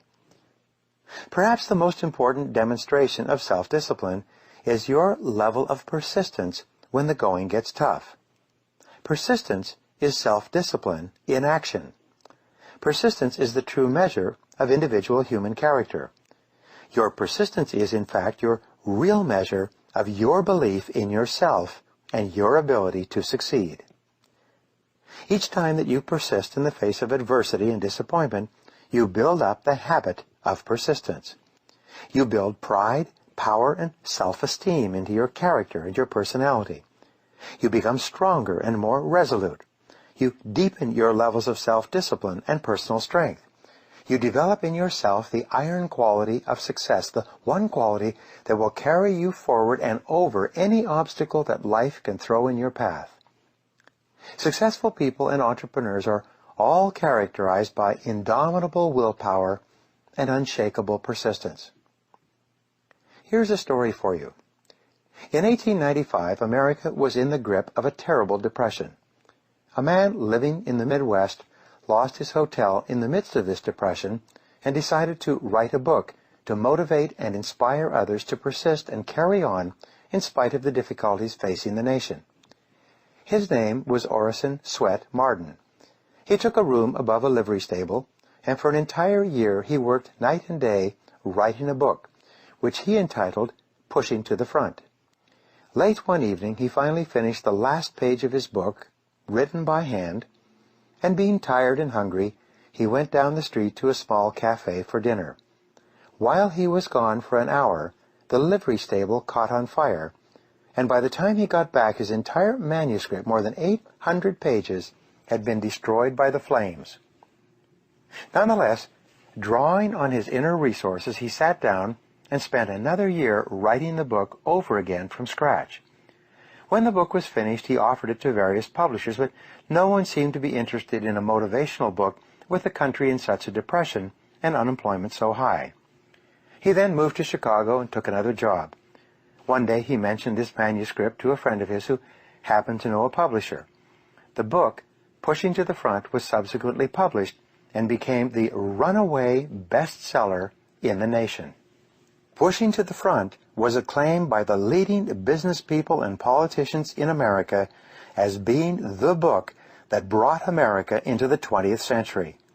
It exerted an enormous impact on the minds of decision-makers throughout the country and became the greatest single classic in all of personal development. People like Henry Ford, Thomas Edison, Harvey Firestone, and J.P. Morgan all read this book and were inspired by it. Orison Swett Marden says in his book that there are two essential requirements for success. The first is get-to-itiveness, and the second is stick-to-itiveness. Just like Confucius said more than 4,000 years ago, our greatest glory is not in never falling, but in rising every time we fall. Elbert Hubbard wrote, There is no failure except in no longer trying. There is no defeat except from within, no really insurmountable barrier save our own inherent weakness of purpose. All of these successful men had learned how critical the quality of persistence is in achieving great goals and objectives. Successful men and women are hallmarked by their incredible persistence, by their refusal to quit, no matter what the external circumstances. The one quality that absolutely guarantees success in business, in financial accumulation, and in life is this indomitable willpower and the willingness to stick at it when everything in you wants to stop and rest or go back and do something else. Disappointments and adversity are normal and natural, unavoidable parts of life. No matter how well you organize yourself and your activities, you will experience countless disappointments, setbacks, obstacles, and adversity over the course of your life. And the higher and more challenging the goals you set for yourself, the more disappointment and adversity you will experience. This is the paradox. It is impossible for us to evolve and grow and develop to our full potentials except to the degree to which we face adversity and learn from it. All of the great lessons of life come as the result of setbacks and temporary defeats which we have done our utmost to avoid. Adversity therefore comes unbidden, in spite of our best efforts. And yet, without it, we cannot grow into the kind of people who are capable of scaling the heights and achieving great goals. Throughout history, great thinkers have reflected on this paradox and have concluded that adversity is the test that you must pass on the path to accomplishing anything worthwhile. Herodotus, the Greek philosopher, said, "Adversity has the effect of drawing out strength and qualities of a man that would have lain dormant in its absence." The very best qualities of strength, courage, character, and persistence are brought out in you when you face your greatest challenges and you respond to them positively and constructively. Everyone faces difficulties every step of the way. The difference between the high achiever and the low achiever is simply that the high achiever utilizes adversity and struggles for growth, while the low achiever allows difficulties and adversity to overwhelm him or her and leaves him or her discouraged and dejected. The work by Abraham Zalesnik at Harvard proved that the way you respond to disappointment is usually an accurate predictor of how likely you are to achieve great success. If you respond to disappointment by learning the very most from it, and then by putting it behind you and pressing forward, you are very likely to accomplish great things in the course of your life. There's another remarkable discovery. Your greatest success almost invariably comes one step beyond where everything inside of you says to quit. Men and women throughout history have been amazed to find that their great breakthroughs came about as a result of persisting in the face of all disappointment and all evidence to the contrary. This final act of persistence, which is often called the persistence test, seems to precede great achievements of all kinds. H. Ross Perot, who started EDP Industries with $1,000 and who built it into a fortune of almost $3 billion, is one of the most successful self-made entrepreneurs in American history. He said this, "Most people give up just when they are about to achieve success. They quit on the 1-yard line. They give up at the last minute of the game, 1 foot away from the winning touchdown." You find this principle of persistence, of keeping on, in the life and work of countless great men and women. Florence Scovel Shinn wrote that every great work, every big accomplishment, has been brought into manifestation through holding to the vision, and often, just before the big achievement comes, apparent failure and discouragement. What you do not see, what most people never suspect of existing, is the silent but irresistible power which comes to your rescue when you fight on in the face of discouragement. The power to hold on in spite of everything, to endure. This is the winner's quality.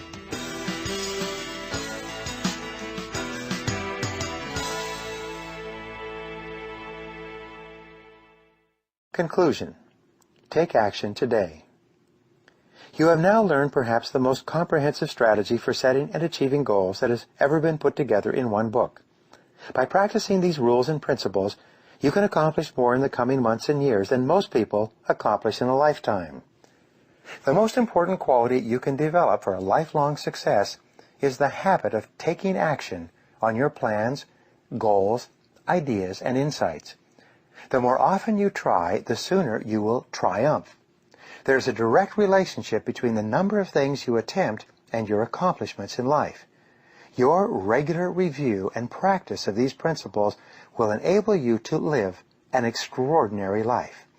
Nothing can stop you now. Good luck, and thank you for listening. Production copyright 2004. All rights reserved.